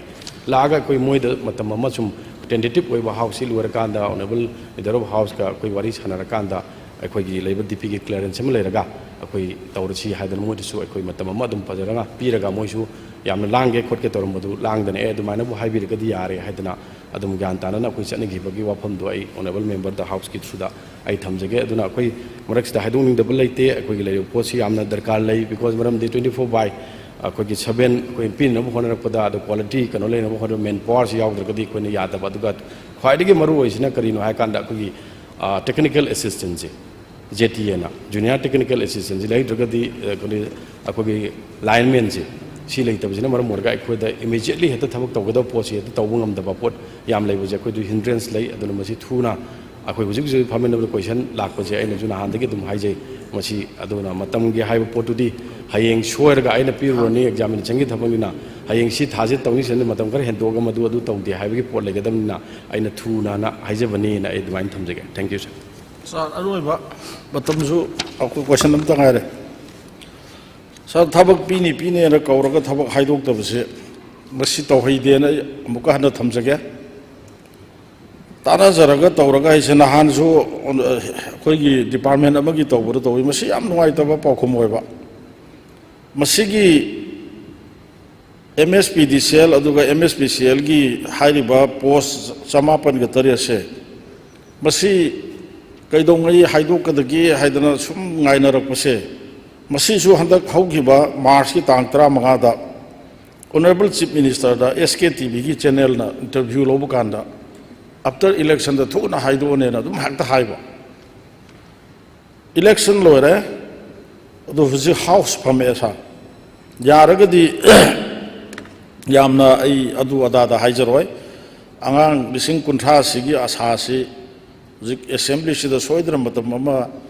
ꯂꯦꯞꯄꯤꯗꯕ ꯌꯥꯗꯦ ꯍꯥꯏꯗꯅ ꯑꯩꯒꯤ ꯏꯅꯥꯛꯇ 2-3 ꯂꯥꯛꯄ ꯍꯥꯏꯇꯥꯔꯦ ꯅꯣꯏꯁꯨ ꯑꯣꯅꯔꯦꯕꯜ ꯃꯤꯅꯤꯁꯇꯔꯒꯤ ꯑꯦꯇꯦꯟꯁꯟ ꯗ꯭ꯔꯣ ꯇꯧꯔꯒ ꯅꯣꯏꯁꯨ ꯃꯇꯝ ꯑꯃ ꯂꯧꯕꯤꯒꯦ ꯍꯥꯏꯗꯅ ꯑꯗꯨꯃꯥꯏꯅ ꯊꯝꯈꯤꯕꯁꯨ ꯂꯩ ꯑꯣꯅꯔꯦꯕꯜ ꯃꯤꯅꯤꯁꯇꯔꯒꯁꯨ ꯎꯅꯔꯦ ꯍꯥꯏꯔꯦ ꯑꯗꯨ ꯌꯥꯔꯒꯗꯤ ꯍꯧꯖꯤꯛ ꯑꯦꯁꯦꯝꯕ꯭ꯂꯤ ꯍꯥꯎꯁ ꯐꯝꯃꯕꯅꯤꯅ ꯃꯊꯪꯒꯤ ꯗꯤꯁꯦꯝꯕꯔ ꯆꯍꯤꯁꯤꯒꯤ ꯑꯔꯣꯏꯕꯗꯕꯨ ꯑꯣꯏꯔꯁꯨ ꯍꯥꯏꯔꯁꯨ 2025ꯒꯤ ꯑꯗꯨꯒꯤ ꯊꯥꯗꯨꯗꯕꯨ ꯑꯣꯏꯔꯁꯨ ꯍꯥꯏꯔꯁꯨ ꯃꯇꯝ ꯑꯃꯇꯪꯗꯤ ꯍꯥꯎꯁ ꯐꯝꯕꯤꯕꯅꯤꯅ ꯑꯉꯥꯡ ꯀꯦꯟꯗꯤꯗꯦꯠꯁꯤꯡ ꯑꯗꯨꯒꯤ ꯀꯩꯅꯣꯗꯣ ꯑꯁꯥꯗꯣ ꯀꯥꯏꯍꯟꯕꯤꯗꯅꯕ ꯃꯇꯝ ꯑꯃꯇ ꯄꯤꯕꯤꯌꯨ ꯁꯥꯔ ꯑꯣꯅꯔꯦꯕꯜ ꯃꯦꯝꯕꯔꯅ ꯍꯥꯏꯕꯤꯔꯤꯗꯣ ꯑꯩꯈꯣꯏ ꯆꯨꯝꯃꯦ ꯑꯩꯈꯣꯏꯒꯤ MSPDCLꯗ ꯂꯥꯛꯏꯁꯤꯅ ꯑꯩꯈꯣꯏ ꯑꯣꯜ ꯇꯨꯒꯦꯗꯔ 38,877 ꯑꯦꯄ꯭ꯂꯤꯀꯥꯟꯁꯅꯤ ꯑꯗꯨꯒ ꯂꯥꯛꯏꯕ ꯑꯗꯨꯒ MSPCLꯗꯅ 17,081 ꯑꯣꯜ ꯇꯨꯒꯦꯗꯔ 5595 ꯑꯩꯉꯣꯟꯗꯁꯨ ꯍꯥꯏꯌꯦ ꯃꯣꯏꯅ ꯑꯩꯈꯣꯏ ꯆꯍꯤ ꯍꯦꯜꯂꯦꯀꯃꯥꯏꯅ ꯇꯧꯕꯤꯗꯣꯏꯅꯣ ꯑꯩꯈꯣꯏꯒꯤ ꯂꯥꯏꯐꯁꯦ ꯃꯥꯡꯍꯟꯕꯤꯔꯦꯅ ꯑꯩꯅ ꯐꯥꯒꯤ ꯇꯧꯔꯒ ꯃꯈꯣꯏꯗ ꯍꯥꯏꯌꯦ ꯀꯔꯤ ꯑꯩꯈꯣꯏꯒꯤ ꯂꯩꯕ ꯁꯥꯇ꯭ꯔ ꯑꯃ ꯑꯣꯏꯔꯦ ꯅꯣꯏ ꯒ꯭ꯔꯦꯖꯨꯑꯦꯁꯟ ꯂꯣꯏꯔꯝꯕ ꯌꯥꯎꯔꯝꯃꯅꯤ ꯅꯠꯇ꯭ꯔꯒꯅ ꯑꯩꯈꯣꯏ ꯑꯟꯗꯔ ꯒ꯭ꯔꯦꯖꯨꯑꯦꯁꯟ ꯌꯥꯎꯔꯝꯒꯅꯤ ꯑꯗꯨꯕꯨ ꯇꯧꯕꯗꯕꯨ ꯅꯣꯏ ꯊꯕꯛ ꯑꯃꯈꯛꯇꯪ ꯑꯗꯨꯝ ꯂꯥꯏꯅꯤꯡꯉꯀꯥꯟꯗ ꯅꯣꯏ ꯈꯜꯂꯗꯕ ꯑꯣꯏꯔꯕ꯭ꯔꯥ ꯅꯣꯏ ꯀꯅꯥꯗ ꯋꯥꯅꯣꯝꯃꯔꯒꯦ ꯈꯟꯒꯗꯕꯒꯤ ꯂꯤꯁꯇꯣ ꯍꯥꯟꯅ ꯑꯝꯇ ꯌꯦꯡꯒꯦꯅ ꯍꯥꯏꯕ ꯐꯥꯒꯤ ꯇꯧꯅꯕ ꯌꯥꯎꯏ ꯕꯤꯀꯣꯖ ꯃꯔꯝꯗꯤ ꯑꯩꯈꯣꯏꯁꯨ ꯑꯩꯈꯣꯏ ꯊꯕꯛ ꯇꯧꯔꯦ ꯑꯗꯨꯕꯨ ꯑꯩꯈꯣꯏ ꯊꯕꯛ ꯃꯦꯅꯤ ꯊꯕꯛ ꯊꯥꯔꯀꯥꯟꯗ ꯑꯩꯈꯣꯏꯁꯨ ꯑꯩ 3ꯔꯛ ꯁꯨꯕꯗ PA ꯄ꯭ꯔꯣꯒ꯭ꯔꯦꯁ ꯗꯤꯁꯤꯖꯟ ꯈꯜꯂꯒ ꯑꯩ ꯃꯐꯝ ꯆꯠꯂꯒ ꯑꯗꯨꯝ ꯇꯧꯖꯔꯛꯑꯦꯕ ꯑꯗꯨꯅ ꯁꯥꯇ꯭ꯔ ꯑꯃ ꯑꯣꯏꯔꯒꯗꯤ ꯃꯥꯒꯤ ꯂꯩꯔꯤꯕ ꯃꯣꯏꯅ ꯃꯥꯒꯤ ꯂꯥꯏꯐ ꯃꯥꯡꯕꯁꯤ ꯀꯔꯤꯅꯣꯁꯦ ꯑꯩ ꯒ꯭ꯌꯥꯟ ꯇꯥꯗꯕ ꯑꯃ ꯂꯩꯌꯦꯕ ꯃꯥꯒꯤ ꯂꯩꯔꯤꯕ ꯑꯦꯅꯤ ꯑꯦꯛꯖꯥꯃꯤꯅꯦꯁꯟ ꯀꯧꯔꯤꯕ ꯑꯦꯅꯤ ꯗꯤꯄꯥꯔꯠꯃꯦꯟꯗ ꯗꯤꯐꯔꯦꯟ ꯗꯤꯄꯥꯔꯠꯃꯦꯟꯗ ꯃꯣꯏꯅ ꯑꯦꯄ꯭ꯂꯥꯏ ꯇꯧꯔꯒ ꯆꯠꯈꯤꯕꯁꯨ ꯌꯥꯏ ꯁꯤꯅ ꯑꯗꯨꯝ ꯌꯥꯝ ꯊꯝꯕꯁꯨ ꯌꯥꯏꯕ ꯅꯪꯀ ꯍꯌꯦꯡ ꯃꯥꯅ ꯊꯕꯛꯇꯨ ꯇꯧꯔꯨꯔꯒ ꯁꯤ ꯍꯥꯏꯗꯣꯔꯛꯄ ꯃꯇꯝꯗ ꯊꯕꯛ ꯑꯃꯗꯨ ꯃꯥꯅ ꯑꯣꯞꯁꯟ ꯄꯤꯊꯣꯛꯑꯒ ꯁꯣꯝꯗ ꯖꯣꯏꯟ ꯇꯧꯕꯁꯨ ꯌꯥꯕꯒꯤ ꯀꯩꯅꯣ ꯑꯣꯄꯣꯔꯆꯨꯅꯤꯇꯤꯁꯤ ꯂꯣꯏꯅꯃꯛ ꯑꯣꯞꯁꯟꯁꯤ ꯂꯩꯕ ꯉꯥꯛꯇꯅꯤꯅ ꯂꯥꯏꯐ ꯃꯥꯡꯕ ꯑꯁꯤ ꯑꯩꯈꯣꯏꯅ ꯁꯨꯝ ꯅꯨꯡꯉꯥꯏꯖꯗꯕꯒꯤ ꯁꯨꯝ ꯍꯥꯏꯖꯕꯅꯤ ꯑꯣꯅꯔꯦꯕꯜ ꯃꯦꯝꯕꯔꯒꯤ ꯅꯠꯇꯦ ꯑꯗꯨꯕꯨ ꯑꯣꯅꯔꯦꯕꯜ ꯃꯦꯝꯕꯔꯅ ꯍꯥꯏꯕꯤꯔꯕꯅꯤꯅ ꯑꯩꯈꯣꯏ 24 ꯆꯠꯂꯤꯕ 2024 ꯍꯥꯏꯕꯁꯦ ꯁꯤꯒꯤ ꯃꯅꯨꯡꯗ ꯁꯣꯏꯅꯃꯛꯀꯤ ꯍꯥꯏꯗꯣꯛꯆꯔꯅꯤꯅ ꯑꯩꯈꯣꯏ ꯖꯅꯋꯥꯔꯤ ꯂꯥꯟꯗꯅ 25 ꯂꯥꯟꯗꯅ ꯍꯥꯏꯗꯣꯛꯆꯔꯅꯤꯅ ꯑꯗꯨꯃꯥꯏꯅ ꯑꯗꯨꯝ ꯊꯝꯖꯔꯒꯦ ꯊꯦꯡꯛ ꯌꯨ ꯃꯊꯪꯗ ꯁ꯭ꯇꯥꯔ ꯀ꯭ꯋꯦꯁꯟ ꯅꯝꯕꯔ 284 ꯍꯪꯕꯤꯒꯗꯕ honourable member Shri K. Meghachandra Singh ꯄꯥꯎꯈꯨꯝ ꯄꯤꯕꯤꯒꯗꯕ honourable minister tribal affairs and hills Sir, question 284.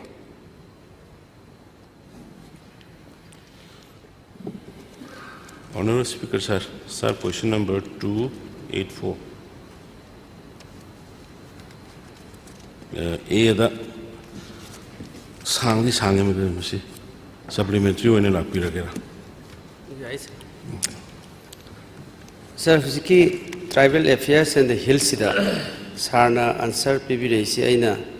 UC PWC Punna pending UCC 3032 high the Sarna Buhena Muhare 3924 UC pending in 2022 high Bama later sir. Amount 1961 crore Sima answer 1. Again, Muk sir. Sina 2022 ki 2023 da amuk UC pending si 2124 ne na haibili sa adagi amuk 2000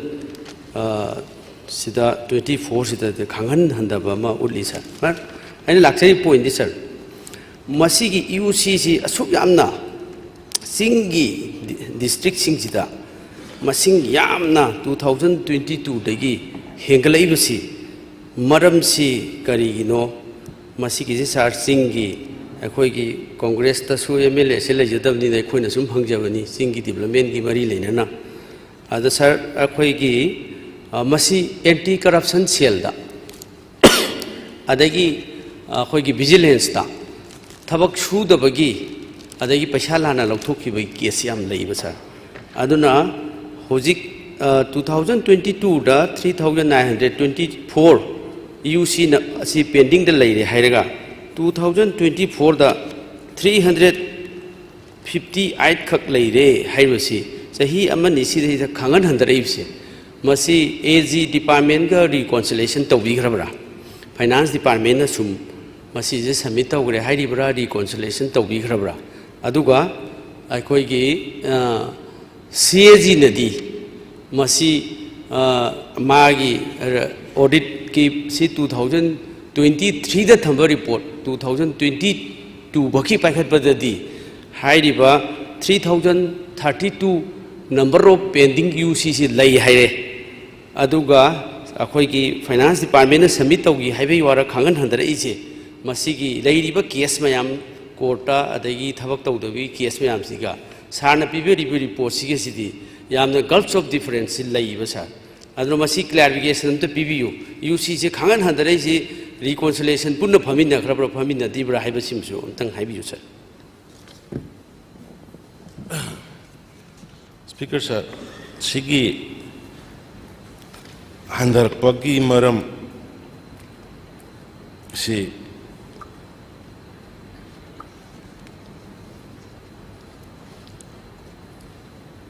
ADC की payment autonomous district council की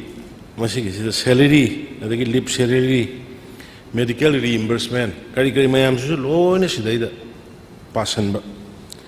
अदुगा मुक sanction order C hill secretary department of hill secretary ना बीब अदुगा UC की sanction सी 6 ADC सी ना autonomous district council तारुक सी ना directly to the Office of the Principal Accountant General the submit to good. And the Siki Mayam Silla was in the UCC. I came to UC don't pay regularly, but I don't know Accountant General get Telito was it. Mother Matam Sanga kind of from the depending one. Because Tasing ideas from the Paminaga Finance Department, Accountant General Paminaga, I just saw Utpangam. I don't know suddenly who can know the 3,000. Hena lay number ki huji only huji lay disi ngasi bahu da 358 katangare 358 katangare adun huji honorable member khangning iba accountant general bumi ot ki kangbu ka teli tongner bra madu tongner ba matung gi result sir last one am tang thamjai sir sir na annexer am pbd annexer sida 2000 as on 31st March 2023 bhaukta haiba annexer sida sir na pbd ne hangu bunati sida 8451 sigi UC pending amu haire adogi amount na 15151 haire sida annexer sida amu si lai haire masina ada laiba point sir hujiki reconciliation tawdri bhakti ekhone UCC clear tawre haibedi yaroi sir ꯑꯗꯨꯒ ꯂꯩꯔꯤꯕ pending ꯃꯌꯥꯝꯁꯤꯡꯁꯤ ꯌꯥꯝꯅ dramatic ꯑꯣꯏꯕ ꯃꯑꯣꯡꯗ ꯍꯥꯏꯕ ꯇꯥꯔꯦ 3,900ꯗꯒꯤ 300 ꯂꯣꯝꯗ ꯍꯟꯊꯔꯛꯄ ꯍꯥꯏꯕꯁꯤ ꯀꯃꯥꯏꯅ ꯊꯥ ꯈꯔꯁꯤꯗ ꯔꯤꯀꯣꯟꯁꯤꯂꯦꯁꯟ ꯇꯧꯕ ꯂꯣꯏꯁꯤꯟꯗꯣꯏꯅꯣꯕ ꯃꯁꯤꯒꯤꯁꯤ ꯑꯩ ꯈꯤꯇꯪ ꯖꯁꯇꯤꯐꯥꯏഡ് ꯑꯗꯒꯤ ꯁꯦꯇꯤꯁꯐꯦꯛꯁꯟ ꯈꯤꯇꯪꯗꯤ ꯋꯥꯠꯂꯤ ꯁꯥꯔ ꯑꯗꯨꯒ ꯂꯣꯏꯅꯅ ꯁꯥꯔ ꯁꯤꯗꯩꯁꯤꯗ ꯁꯥꯔꯅ ꯑꯃꯨꯛ ꯏꯟꯗꯦꯛꯁ ꯑꯃ ꯏꯟꯗꯦꯛꯁꯔ 4ꯗ ꯄꯤꯔꯤ ꯁꯤꯗ ꯆꯨꯔꯆꯥꯟꯄꯨꯔ ꯑꯃꯗꯤ ꯀꯥꯡꯄꯣꯛꯄꯤꯗ ꯌꯨꯁꯤꯁꯤ ꯈꯪꯂꯣꯏ ꯂꯣꯏꯁꯤꯜꯂꯤꯕ ꯍꯧꯖꯤꯛꯁꯤꯕꯨ ꯑꯣꯐꯤꯁꯥꯔꯁꯤꯡ ꯑꯗꯒꯤ ꯀꯔꯤꯁꯤ ꯍꯥꯏꯔꯤꯕ ꯆꯤꯡꯁꯤꯡꯁꯤꯗꯩꯁꯤꯗ ꯌꯨꯁꯤꯁꯤ ꯈꯪꯂꯣꯏ ꯂꯣꯏꯁꯤꯟꯕꯁꯤ ꯑꯗꯨꯝ ꯇꯦꯕꯜ ꯋꯥꯛꯇ ꯂꯣꯏꯁꯤꯜꯂꯤꯕ꯭ꯔꯥ ꯅꯠꯇ꯭ꯔꯒ ꯐꯤꯜꯗ ꯚꯦꯔꯤꯐꯤꯀꯦꯁꯟ ꯀꯩꯀꯩ ꯇꯧꯗꯕꯤꯗ ꯋꯥꯛ ꯄꯦꯟꯗꯤꯡ ꯃꯌꯥꯝꯁꯤꯡꯁꯤ ꯑꯣꯐꯤꯁꯤꯌꯦꯜꯁꯤꯡꯁꯤꯅ ꯁꯥꯔꯁꯨ ꯈꯪꯉꯝꯗꯣꯏꯕ ꯑꯩꯁꯨ ꯈꯪꯉꯣꯏ ꯃꯁꯤꯗꯤ ꯑꯣꯡꯂꯤ ꯊꯤꯡ ꯑꯩꯈꯣꯏꯒꯤ ꯁꯤꯁꯇꯦꯝꯗ ꯄꯤꯕ ꯔꯤꯄꯣꯔꯠ ꯉꯥꯛꯇꯅꯦꯕ ꯑꯗꯨ ꯆꯨꯔꯆꯥꯟꯄꯨꯔ ꯀꯥꯡꯄꯣꯛꯄꯤꯗꯩꯗ ꯑꯁꯤꯗ ꯖꯤꯔꯣꯔꯣꯝꯗ ꯂꯥꯛꯁꯤꯜꯂꯛꯄꯩ ꯇꯥꯏꯞꯇ ꯂꯩꯕ ꯌꯨꯁꯤꯁꯤ ꯂꯣꯏ ꯂꯣꯏꯔꯦ ꯊꯕꯛꯁꯤ ꯂꯣꯏ ꯂꯣꯏꯔꯦ ꯍꯧꯖꯤꯛꯀꯤ ꯆꯍꯤ ꯑꯃꯁꯤꯗ ꯀꯔꯝꯍꯥꯏꯅ ꯉꯔꯥꯡ ꯅꯍꯥꯟꯗ ꯊꯝꯕ ꯔꯤꯄꯣꯔꯠꯇꯨꯅ ꯃꯌꯥꯝ ꯂꯩꯔꯦ ꯑꯗꯒꯤ ꯍꯟꯊꯔꯛꯏ ꯁꯄꯣꯁ ꯑꯦꯛꯖꯥꯝꯄꯜ ꯁꯤꯒꯤ ꯆꯨꯔꯆꯥꯟꯄꯨꯔꯗ ꯑꯁꯤ ꯁꯝ ꯑꯩꯈꯣꯏꯒꯤ ADCꯒꯤꯗ 163 ꯂꯩꯔꯝꯕꯁꯤꯅ ꯁꯤ ꯊꯕꯛꯁꯤ ꯂꯣꯏ ꯂꯣꯏꯁꯤꯜꯂꯦꯅ 8 ꯈꯛꯇ ꯉꯥꯏꯔꯛꯄ ꯑꯗꯣ ꯃꯁꯤꯁꯤ ꯈꯤꯇꯪ ꯗ꯭ꯔꯃꯥꯇꯤꯛ ꯑꯣꯏꯕꯒꯤ ꯃꯑꯣꯡ ꯑꯃ ꯂꯥꯛꯄ ꯃꯔꯝꯗꯤ ꯃꯁꯤ ꯌꯥꯝ ꯑꯩꯈꯣꯏꯒꯤ ꯐꯤꯜꯒꯤ ꯆꯦꯛ ꯑꯗꯒꯤ ꯐꯥꯏꯅꯥꯟꯁ ꯗꯤꯄꯥꯔꯠꯃꯦꯟ ꯑꯣꯔ ꯇ꯭ꯔꯥꯏꯕꯦꯜ ꯑꯦꯐꯤꯌꯔꯁꯀꯤ ꯗꯤꯄꯥꯔꯠꯃꯦꯟ ꯑꯃꯗꯤ AGꯒ ꯄꯨꯟꯅ ꯔꯤꯀꯣꯟꯁꯤꯂꯦꯁꯟ ꯇꯧꯒꯗꯕꯅꯤ ꯑꯗꯨꯒꯤ ꯃꯥꯒꯤ ꯄ꯭ꯔꯣꯒ꯭रेस ꯔꯤꯄꯣꯔꯠ ꯐꯣꯇꯣ ꯅꯨꯡꯗꯣ ꯃꯌꯥꯝꯁꯨ ꯂꯩꯒꯗꯕꯅꯦꯕ ꯑꯗꯨ ꯆꯍꯤ ꯑꯃꯅꯤ ꯁꯤꯗ ꯑꯁꯤ ꯇꯧꯔꯀꯥꯟꯗ ꯍꯟꯗꯛꯀꯤ 2024 ꯑꯁꯤꯗꯤ ꯃꯨꯚꯃꯦꯟꯁꯨ ꯌꯥꯗꯦ ꯑꯗꯒꯤ ꯀꯔꯝꯍꯥꯏꯅ ꯁꯤꯗꯩꯗ ꯍꯟꯊꯔꯛꯄꯒꯤ ꯔꯤꯄꯣꯔꯠ ꯑꯃꯈꯛꯇꯪ ꯑꯣꯡꯂꯤ ꯐꯥꯏꯅꯥꯟꯁ ꯗꯤꯄꯥꯔꯠꯃꯦꯟꯅ ꯊꯝꯕꯁꯤꯗꯤ ꯈꯤꯇꯪ ꯄꯦꯟꯗꯕꯗꯧꯅ ꯇꯧꯕ ꯑꯗꯨ ꯁꯥꯔ ꯃꯁꯤ ꯀ꯭ꯂꯥꯔꯤꯐꯤꯀꯦꯁꯟ ꯑꯝꯇ ꯇꯧꯕꯤꯌꯨ ꯁꯥꯔ ꯌꯥꯔꯗꯤ ꯁꯥꯔ ꯀꯩꯅꯣ ꯁꯤꯒꯤ ꯑꯩꯅꯁꯨ ꯉꯁꯥꯏ ꯌꯨꯇꯤꯂꯥꯏꯖꯦꯁꯟ ꯁꯥꯔꯇꯤꯐꯤꯀꯦꯠ ꯍꯥꯏꯕꯅꯤ ꯊꯕꯛ ꯇꯧꯈ꯭ꯔꯕ ꯁꯨꯈ꯭ꯔꯕ ꯄꯦ ꯄꯤꯈ꯭ꯔꯕ ꯇꯣꯂꯣꯞ ꯄꯤꯊꯣꯛꯈ꯭ꯔꯕꯗꯨꯒꯤ ꯃꯗꯨꯒꯤ ꯌꯨꯇꯤꯂꯥꯏꯖꯦꯁꯟ ꯁꯥꯔꯇꯤꯐꯤꯀꯦꯠꯅꯤ ꯍꯧꯖꯤꯛꯀꯤ ꯅꯠꯇꯦ ꯃꯗꯨ ꯃꯌꯥꯝꯗꯨ ꯑꯦꯀꯥꯎꯟꯇꯦꯟ ꯖꯦꯅꯔꯦꯜꯒ ꯇꯦꯂꯤ ꯇꯧꯅꯕꯗ ꯃꯇꯝ ꯆꯪꯕꯗꯒꯤ ꯑꯦꯃꯥꯎꯟꯁꯤ ꯆꯥꯎꯅ ꯎꯔꯝꯕꯅꯤ ꯍꯧꯖꯤꯛꯇꯤ ꯃꯗꯨ ꯉꯔꯥꯡ ꯐꯥꯎ ꯅꯍꯥꯟ ꯐꯥꯎꯒꯤ ꯃꯅꯨꯡꯗ ꯇꯦꯂꯤ ꯇꯧꯅꯔꯕ ꯃꯇꯨꯡꯗ it has reduce to the 300 crore ꯍꯥꯏꯖꯕꯅꯤ ꯁꯥꯔ ꯉꯁꯤꯒꯤꯗꯤ ꯀ꯭ꯋꯦꯁꯟ ꯑꯋꯥꯔ ꯂꯣꯏꯖꯔꯦ ꯁꯥꯔ ꯖꯤꯔꯣ ꯑꯋꯥꯔ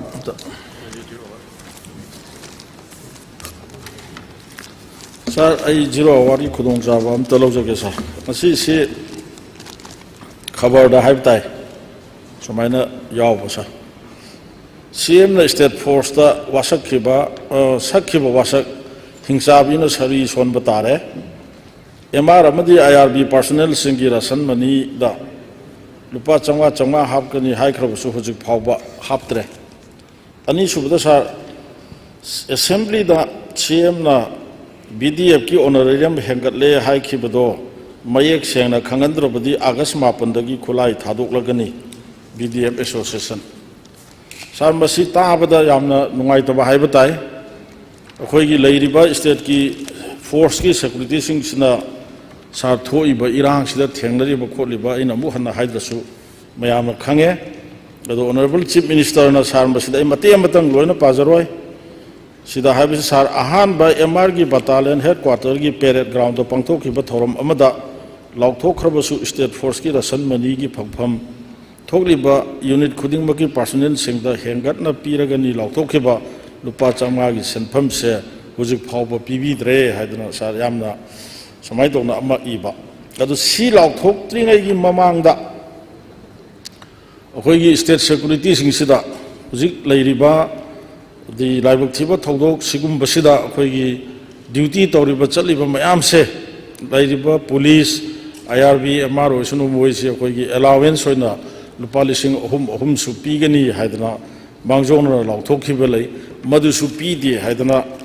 ꯄꯦꯄꯔꯁꯤꯗ ꯁꯥꯔ ꯔꯤꯄꯣꯔꯠ ꯇꯧꯔꯤ ꯃꯣꯏꯅ ꯍꯥꯏꯕꯁꯦ ꯁꯨꯃꯥꯏꯅ ꯂꯥꯎꯊꯣꯛꯑꯒ ꯄꯤꯕꯤꯗꯕꯁꯦ ꯃꯁꯤ ꯑꯩꯈꯣই ꯌꯥꯝꯅ ꯅꯨꯡꯉꯥꯏꯇꯦ ꯑꯗꯨꯅ ꯑꯩꯈꯣꯏꯒꯤ ꯗ꯭ꯌꯨꯇꯤ ꯇꯧꯖꯔꯤꯕ ꯑꯍꯤꯡ ꯅꯨꯡꯊꯤꯟ ꯅꯨꯡꯗꯥꯡ ꯈꯪꯗꯅ ꯗ꯭ꯌꯨꯇꯤ ꯇꯧꯔꯤꯕ ꯑꯩꯈꯣꯏꯒꯤ ꯃꯣꯔꯦꯜ ꯍꯟꯊꯅꯅꯕꯒꯤ ꯊꯕꯛꯁꯦ ꯇꯧꯕꯤꯒꯅꯨ ꯍꯥꯏꯗꯅ ꯁꯨꯃꯥꯏꯅ ꯁꯥꯔ ꯔꯤꯄꯣꯔꯠꯁꯤꯗ ꯁꯨꯃꯥꯏꯅ ꯂꯥꯛꯏ ꯂꯣꯏꯅꯅ ꯑꯔꯣꯏꯕꯗ ꯁꯥꯔ ꯑꯩꯈꯣꯏꯒꯤ ꯍꯟꯗꯛ ꯆꯠꯊꯔꯤꯕ ꯁꯦꯁꯟꯁꯤꯗ ꯑꯩꯈꯣꯏ ꯒꯕꯔꯅꯔ ꯑꯦꯗ꯭ꯔꯦꯁꯀꯤ ꯈꯟꯅꯕꯗ ꯑꯣꯏꯔ ꯃꯥꯜꯂꯦ ꯑꯩ ꯂꯣꯏꯅ ꯄꯥꯖꯔꯔꯣꯏ ꯃꯗꯨꯗ ꯁꯤꯗ ꯌꯥꯎꯔꯤꯕꯁꯤ ꯑꯩꯈꯣꯏꯒꯤ ꯑꯣꯅꯔꯦꯕꯜ ꯆꯤꯐ ꯃꯤꯅꯤꯁꯇꯔꯅ BDFꯁꯤꯡꯒꯤ ꯇꯣꯂꯣꯞ ꯍꯦꯟꯒꯠꯂꯦ ꯑꯣꯅꯔꯦꯔꯤꯌꯝ ꯍꯥꯏꯕ ꯁꯥꯔ ꯍꯦꯟꯒꯠꯂꯦ ꯍꯥꯏꯕꯁꯦ 2023ꯗꯒꯤ ꯍꯦꯟꯒꯠꯈꯤꯕ ꯑꯃꯠꯇ ꯂꯩꯇꯦ ꯑꯗꯨꯅ ꯃꯁꯤ ꯁꯦꯡꯗꯣꯛꯇ ꯀꯔꯝꯕ ꯃꯑꯣꯡꯗ ꯍꯦꯟꯒꯠꯂꯤꯕꯅꯣ ꯍꯥꯏꯕꯗꯣ मसी खंगन बिद्रगदी तांग मापनदगी कोई खुलाई थादोगनी का हायरकपसी यामना नुंगाइतबा अदुना सार अइना टेंशन जरबदा सिगुम्बा स्टेट सिगी लूरब तानफम सिदा कोई सर्विस तौजरिबा एक्टिव सर्विस दा स्टेट फोर्स की तौरिबा कइनो सिदा समायना मोरल हंदनिंगाई ओइबा थबकसे मसी तौबिदबा अदुगा बीडीएफ सिंगी हुजिकी चममनरिबा तोलब हेंगले हेंगते हारिबसिसु थुना अमुतंग सेंगदोकपियो हायदना सारगी थ्रुदा ऑनरेबल चीफ मिनिस्टर के अटेंशन ड्रॉ तौजरि सा सर आई तेंतकना थमजगे सर 0 आवर की तंजा लौजरगा सर हुजिक इंटरनेशनल इशू है तारे बांग्लादेश से थोइबा civil unrest civil war type द थोइबा प्रॉब्लम मसिदा सर ममांग दसु अखोई बांग्लादेश दा MBBS तमग लेबा अतोप अतोप मयाम तौरगल छात्र छात्री सिंह मणिपुर दा लेबा मणिपुरी है तारे इंडियन सिटीजन मणिपुरी लेबा मयाम सिंह सिगी गवर्नमेंट ना करी करी मोइसी रेस्क्यू तौनबा मोइसी मफम चाना इंडिया दा हलकपो ओइरो नत्रगना आदा लेरगजु मफम चाना सिक्योर ओइना थंबिनबा करी करी लोखत पिरिगे लोखत्रगसु सुंगै लोखतकनी हाइबदुमा गवर्नमेंट ना मसी की पॉलिसी गवर्नमेंट की प्रोग्राम मयाम सिंधु करी करी लेगे हाइबदु ऑनरेबल सीएम ना हाउस सिदा थमद्रगसु गवर्नमेंट सिगी स्पोक्स पर्सन के थ्रू दा प्रजा मयाम सिंगसिदा मणिपुर की आदा लेरिबा मयाम सिंगसिदा मखोइदा खितंग ईज अम लेनबा हाइब तारे मखोइदा खितंग कनो लेनबा मदुम तंग थमजनिंगे दुगा अनी सुबा पॉइंट दा अखोइ हानदगी नैनरगा लाब ngakतनी बांग्लादेश तगी करीदगी मोइजी हुजिक्सी कन्ना अनरेस्ट अम लेबनिना बॉर्डर लांथोगा चेलकपा इलीगल इमिग्रेंट हाइगदरा करी हाइगदोनो मयाम अमा अखोइगी मणिपुर सिटी नकनबनिना हाइब तारे स्टेट से अदुना सिदगी चंगकपा याबगी अमा तौबा याबगी चांसेस यामनो वांगबा मसीना बॉर्डर ngaknaba करी करी पॉलिसी प्रोग्राम लोखत पिरिबगे हाइबदु मसी होम डिपार्टमेंट ना लेंगा असिना मयाम द थंबीबदा मणिपुर की प्रजा मयाम सिदा मिट माई ओइनी हाइना थमजगे सर सर ना मतम खर पिबिबदा थागचरि sir thank you agenda number 2 calling attention agenda number 2 1 honorable member Sri Lesio Kaisinga calling attention raise tawigani ai hojadringeida wafam tang thamjauge horen ngangbi rakanda mu disturb to haidana ba khitang matam du yengaga tentak na tobiyo Speaker sir Madam P. Vigdavata, Honorable Speaker, da amok hana thakachari. Ngasi aina calling attention puthok chari se yamna maru oiba. Akoi hujik Manipur da khakta natti. Taibong panda lairiba sashan mayam country mayam da especially developed countries da face tawraga sigi problem si face tawr lakraba issue ni illegal immigrants mitop changakpa haibise Honorable Speaker sir mapandai changakpa haibise hanna assembly disu NRC ki matamda hai ai panjak rabni security leiba chaukhatpa punsi hingbada pambai nungaimna hingba yaba mafam singda mi mayam se migrate tawni immigration haibisi legal amalai illegal amalai immigration haibisi lamdugi country dugi nagrik nataba mapandagi lakpasing dubu immigration kawe law ayingi matungina changak palai lot na sneak in tawba changak pa mayam dai ngasi Manipur da khoi da thoriba asi hujik thokpanate matam da khabar da thorakpani ngasi ngarang gi paper da su mayam especially ai kamjong si sida prominent on the thore illegal immigration maramda masigi akhoi na dum nong ki khabar paab da su khangani akhoi US ki presidential election hujik kana tori masigi illegal immigration ki issue si one of the pool agenda amoi masida sigi illegal immigration ki issue da mayok nara leba countries sing si loina developed countries kaktani aina haibdi Manipur si develop oire haib natte asikakta natte atopana force ta upai leitabagi changakpa mayam lei moigi stability leitaba peace leitaba mafamda aduna akhoigi kanosi illegal mitop changakpagi impact negative impact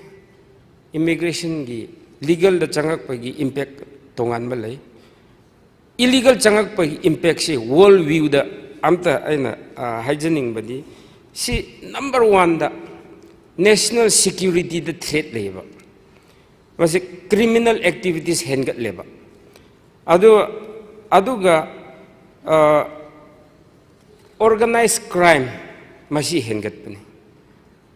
adu terrorism si hengat li infiltration do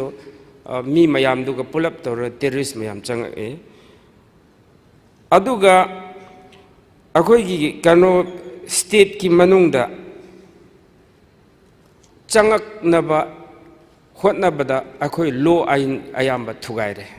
aduga akoi corruption hengali aduga akoi gi maru ena demographic changes lai si taibang da thoriba sing hairak pane Manipur gi reference horen torake si demographic changes lai even political representative aduga akoi gi political map how change torak pane si illegal immigration kyam thi shok prayab se aduga economic strain si kainor de akoi gi leijaba limited resources mayam si mayam mapandai changak pa mi singduga akoi share torak pada akoi phangpham thokpa akoi chakhum phangba ngamdi aduga thabak mayam se akoi gi daily wages oibra akoi gi white collar job oibra kari mayam job mayam si sida competition wang khalde adu local da leiribi sing sibu ayambana illegal immigrants sing sine henna moina henna commitment leiba adu hard working oiba determination wangakpa adu moina henna local da leiriba mi singbu henna kano moina opportunity to grab tauthoi aduga illegal immigrants sing sina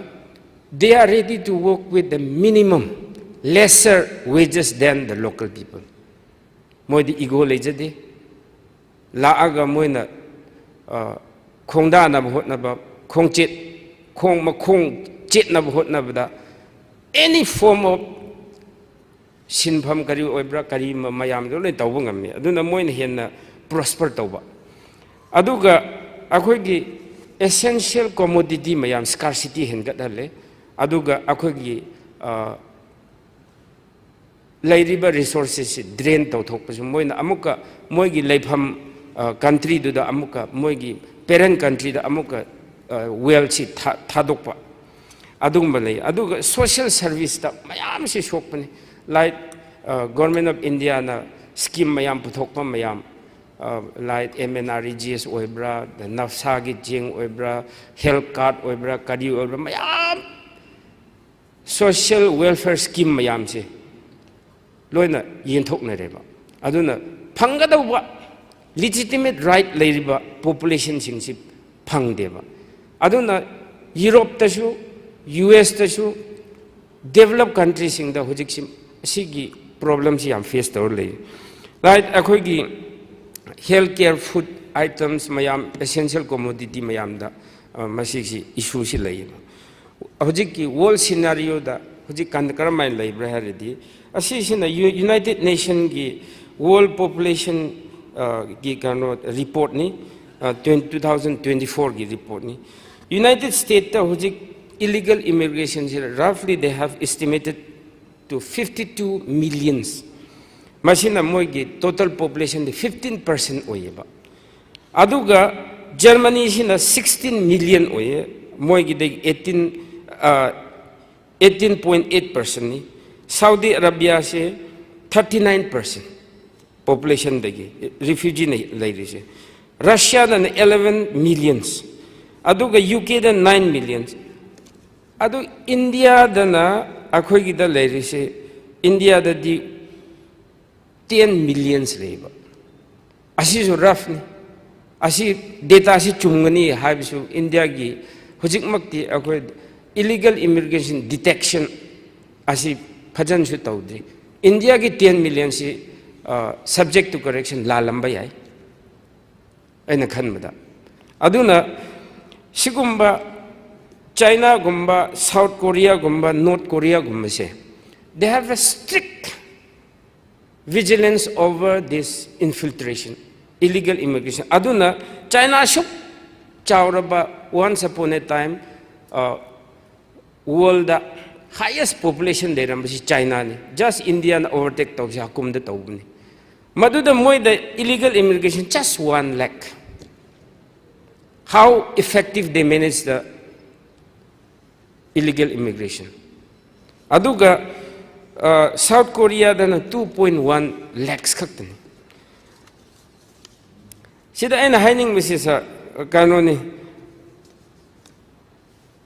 country se GDP wangim kai economy pharim kai attraction leiba pull factor Bangladesh gumba Burma gumba chawkhattaba lamdadi push factor yameba हाइबदी लैरिबा नागरिक सिंगदो मपानदा चलो पैसा थीदमनी असिगी push factor ने यामे India दसु हुजी अखोइना दुम अतोप compare तौबदा work force मयाम से migrate तो थोए may be कानो legal way दा याम थोखरमनी इवन मणिपुर मचा अखोइगी सी इरमदम गी मचा मयाम से मपानदा थबक तौरी फॉरेन कंट्रीज ता असुमाइना पुश फैक्टर पुल फैक्टर अनीसिनी अदुना अखोई सिना हुजिक से मणिपुर की सिनेरियो सिदा आइना हाइजनिंग बदी हुजिक की न्यूज़पेपर रिपोर्ट मतुंगिना ngarang की न्यूज़पेपर संगाई एक्सप्रेस रिपोर्ट मतुंगिना टोटल इमिग्रेशन इलीगल इमिग्रेंट लेबसे 10,590 लेय आइना खनबा सि फिगर सिदे रफ फिगर ओरमगनी अखोई डिटेक्शन सिस्टम लेते करमाइना डिटेक्ट तौने सिदि जस्ट कर्नोगी पुलिस की रिपोर्ट अदुदा ओरमनी अखोय हुजिक फाबा एनआरसी सु तौद्री अदो बॉर्डर द सिस्टम अखोय की कॉम्प्रिहेंसिव ओइबा रियलिस्टिक ओइबे याबा पॉलिसी सु सेमद्री हुजिक फाव सब्जेक्ट टू करेक्शन सि लेत्रीबा अदुना कमजोंग द 6,199 लेरी है चुमे सिदे आई इसामक नसु चटलगा रिलीफ अदुदा शेल्टर होम मयामदो अदुदा येंगमा मतमदा आई उबो फंगे मसिदा 6,199 बु हेले ऑफ एंड ऑन खरना लेरगा बायोमेट्रिक खर लौरे अमुक चंगकने अमुक थोकनी अमुक चंगनी थोकनी दम ऑफ एंड ऑन सानर लेरेबा अदुना एग्जैक्ट नंबर दो एसेटेन तबु ngamdi अदु लेरिबा इलीगल इमिग्रेंट सिंग दो रिफ्यूजी हाइतारे इंडिया दी रिफ्यूजी साइन तौदे 1951 की UN के जिनेवा दा तौरिबद कन्वेंशन दा इंडिया अदु कन्वेंशन दा साइन तौदे यावदे अदुना रिफ्यूजी हाइबसु फरकता सिगुमना अखोई की कानोसिदा स्टेट सिदा लो कंट्री सिदा रिफ्यूजी की इलीगल इमिग्रेशन की लो सेम दमबरमना आदा लेरिबदसु शेल्टर होम ने हरसु खुन मचा मचा लेरिबा खुन युमला कुंठा निफु यांखै दुदा लेरिबदा लेरिब सिंगदुदा पब्लिक लोकल सिंगदुदा मिक्स अप तौर लेरे लोन मिक्स अप तौर ताइबंग मी ओइबनिना लुहोंगबा युमपान कैपान मयाम द लोइना मिक्स अप तौर अदुना कर्नोसिना हुजिकी डोनाल्ड ट्रम्प ना माना हाइबा अमा लई सी हाइबदा याम मागसु अखोय कर्नोसी डोनाल्ड ट्रम्प सु याम कर्नो इलेक्शन की मागी कर्नो ngang basingsi khara khara su कर्नो ओइबनी माना हाइरुसी they are poisoning the blood of our country Donald Trump ने इलेक्शन की मागी ngang thokni aduna hujik si अखोई की मिक्स ब्लड थोड़े अदुगा legalize oibra oidabra khande akhoi loina yumban kaiban su aduga thabak tawda su loina mix up tawre loina koi chat chat le biometric lawre 5000 hen biometric lawre biometric to asengba biometric to lawraga only and only when those biometric capture tawri bidu kadai da sijinagni horen Aadhaar sembada passport apply taw khaktani leibadi sida free da there who is monitoring this daily wages an tawba mayam si local sing na chamnga da tawre moin la ga chani da tawbire they left the local unemployed nong itala cha di missing do mayam problem thok eji any thabak si moi didum any shu ngam ego letre any sort of work assigned moina tawre aduna aduga sida maru oina haina attention draw tawning medi honorable chief minister August house ta draw tawning si lairiba mi kano si shelter home mayam sida akhoina moigi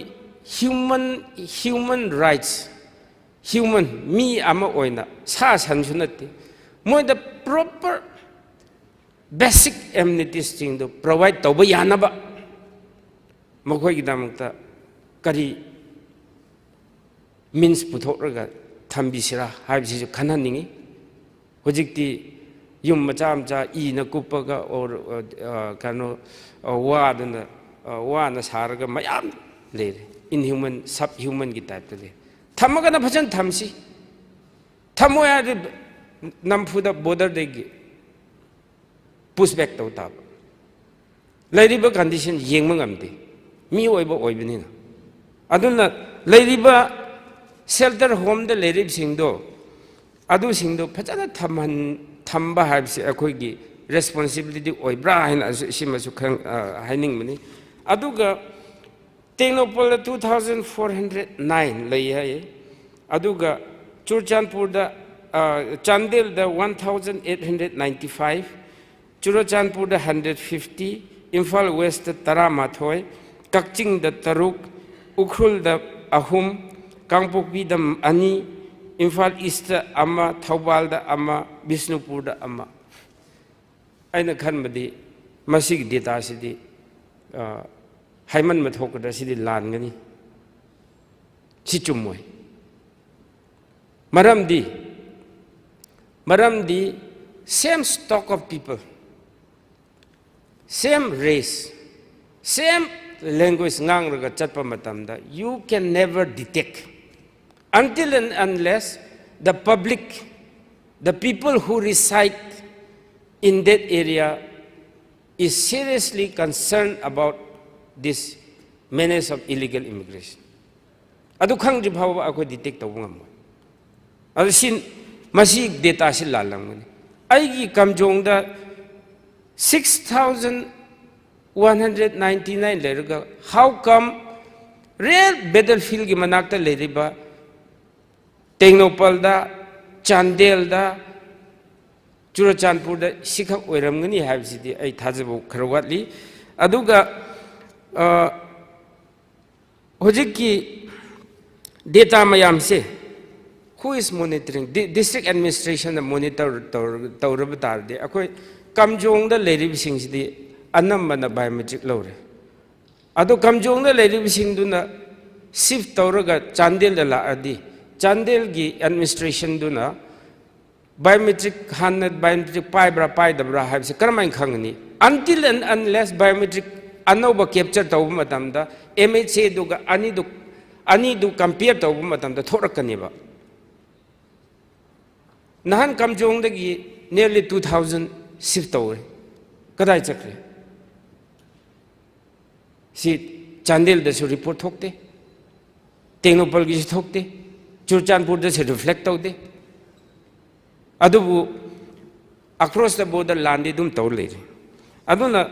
masi se aida Manipur da leribase illegal immigration se aina haijaning badi ngasigi akhod we are dealing on today's issue only masigi illegal immigration se since the early part of 18th century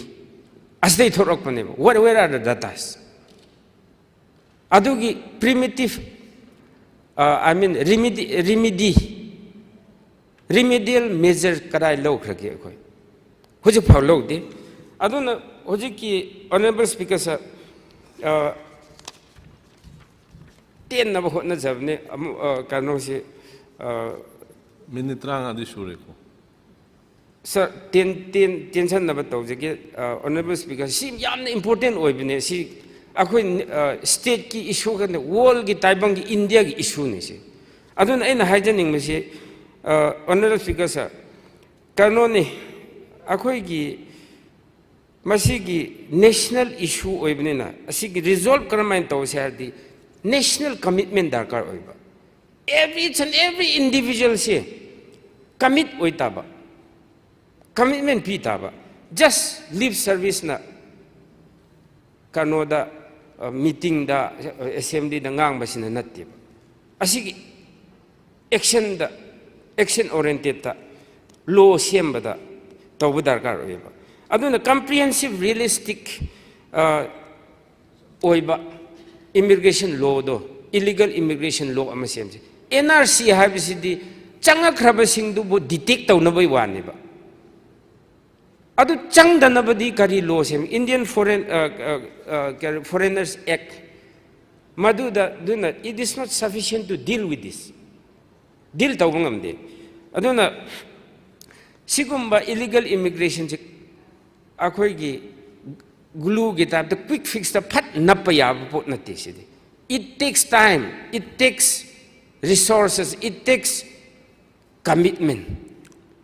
ashi darkar oine aduna hojiki haina hojiki J Ramos haina Mexican American journalist amana haiba wa amala yeba man haiba greatest nations are defined by how they treat their weakest inhabitants. Akhoi da senthum pairaba lanthum leiba mi taungam basing gidi illegal immigrant chang basi moidi haraudin. They get cheaper labor. They have a workforce. Adamu leija daba weakest section sing dudi competitor yamna pusalak paneba. Greatest nation di weakest of the weakest to bo yeng san mangam madu greatest nation kawena hujik J Ramos na hai aduga honorable speaker sir ngasi India da immigration hujik illegal immigration policies ai subject to correction ai udri ngasi bhaw ai thibni udi phangdi no aduga hujiki honorable speaker sir RTI reply home ministry na RTI reply amma 2023 July da I mean 23rd July 2014 da home ministry na RTI reply amma tawe sida kari habra di adum loina patho oigi just aina adu de quote tawjage Foreigners Act 1946 is sufficient to deal with the issue of illegal immigrations. Then how come 10 million labor? Manipur irang thok isi. NRC tawuni harisi. CAA tawuni harisi. 1964 gi Foreigners Act na deal tawma sufficient ni hai bidardi masi si ngasi thok ibasi thoi dry na khalamani khalini sa. Aduga akhoi gi Assam da yamna go out foreigner haibagi issue karno mayam do thorak pamatam da 36 foreigners tribunal si shemeba aduga in addition to that 64 foreigner tribunal si sanction amuk tawe June 2013 da but influx continues ngasi bhaw influx si continue tawe ba aduna until and unless akhoi sigi illegal immigration ki damakta comprehensive oiba चटनब याबा realistic ओइथोकप याबा लो दु सेमद्रि फावबा यारोय एमसे आई हाइनिंग बने अदुगा अखोइगी ऑनरेबल एमओएस मिनिस्टर अमना होमना 2011 अगस्त 2021 दा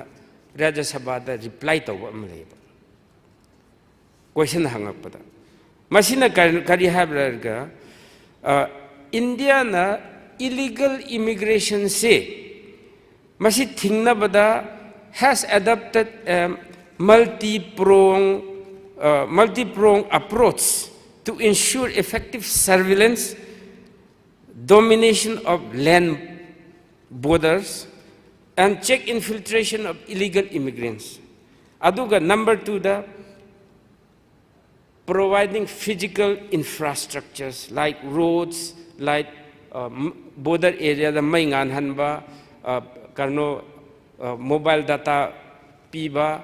aduda network phanghanba asigumba mayam roads karno gumba aduda cell karno yum gumba sabiba surveillance team gidamakta aduga border outpost sembiba aduga strengthening and deploying additional manpower special surveillance equipment adu force multiplier technology solution in the form of comprehensive integrated border management system CIBMS asigumana chingba aduga regular patrolling aduga maintain strict vigilance and surveillance asigumba mayam si tawe hayaba now asam da refer tawse akogi Manipur ga Myanmar border da honorable minister na hari besingsi amat ude karino ade lambi lete thong lete handak honorable chief minister na thong ani sagat na border area hojikta nahangi akoi gi honorable governor gi speech ta thong ani sanaba gi yaubire yam nuai jai it is a part of akoi border management gi ni aduga hujiki honorable speaker sir hujiki karno se mai lak se ako honorable power minister si yam thagat bu phongtok chabni si august house mang da nahan gi karno da hang dhandak chahi border area da mai karno di yaure adubu public ta distribute taw si kharwat di border area da mai pura than ma si kharwat di ising yaudri surveillance sida CIBMS kumba thamgani habse mai leite network leite kalmain tawgani aduna border areas da regular patrolling habse aina border guarding forcing da nahan yam hairu da mi su moi forcing su nungai tabal leramgani adu moi si patrolling chat pase seasonal oiba matam hafta amagum chakani ani gurak chakani lambi leit phajan le thong phajan leit karmai chakani aduna lambi thong si phajan ningi aduna hojiki karno si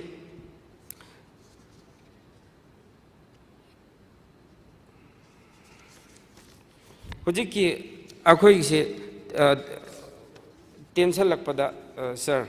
I honorable August House aduga akhoi honorable chief minister gi pukning jingsanning badi attention launing badi akhoi gi karno sida border area sida infiltrate tarokpa changakpa mayam se thingse haibataradi number 1 da frame a comprehensive realistic policy for management of illegal border management to prevent illegal immigration aduga shelter homes singdo open exclusive designated shelter homes away from the local residential areas wherein basic necessities can be provided exclusively for those people moibu sendan hajira tanhandaba moi mafam du da chap chan tham gado loitering tawhandaba chathandaba asiguma manage tawhaningi aduga kanosi हुजिकी ngasa aina habidu mai piba lambi sembiba amadi akoi border roads border outposts border police stations aduga mathangdana akhoigi police strengthen tawhani aina nahan kanoda landmine da su haikre kamjong district sida police chamagu kunmuk kumalai Kharna छुट्टी चक रहे खरना ना रहे है Kharna problem नहीं रहा physical presence क्या लेगी border सब सांग में सीधा बॉर्डर आउटपोस्ट अनी अहम ऑलरेडी ऑनरेबल चीफ मिनिस्टर ना हांगरा थम्बिया अदुदा लेरिबसी नोंमै pipes they are not even arm मी मरी मंगा याम खरबा मरम द मी अनी लेगिनी ऑनरेबल मेंबर खितंग लोशन तौबिदा लोशन जरेगे sir just 1 minute sir aduna border police station sing se strengthen tawhaningi manpower increase tawhaningi aduga maru oina sina akhoi gi border area se border pillar se since for the past many years neglect tawr lakpani border guarding force sing se hana BSF leba matam da border pillar yungma matam da moi si lambi thong laitamni na अखोई ngam-khai भाव चटनिंग दबगी Moina मथक्ता तौरगा आ चिंगथक्ता फमगा से border area सिनिया ना हाय मखा यौद्रे traditional boundary दुगा होजिक युंगिबा boundary से big difference local लाइरिबा local रेसिडेंसिंग विलेजेसिंग याम नुंगाइति border fencing तौगनी हाय अदु तौद्रिङै ममांगदा border ज चुमहनबियो nearly 2-3 kilometers border do mathakta kare yungre physical dominance mokoi ni hen tawre akhoi gi di patrolling phau chatre physical dominance tawdre aduna yaraga di border pillar do concerned ministry aduga akhoi right authority singa honorable chief minister na sig issue si thangat piraga border dispute si chumhanba habsi si attention draw to hingmani aduga hojiki border si the patrolling tawba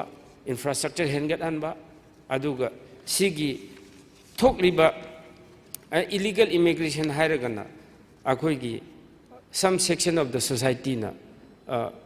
moi bu target tawbani khanba si yam laibuk thibni akhoi leiriba manipur da leiriba फुरुप मयाम से मपान लोना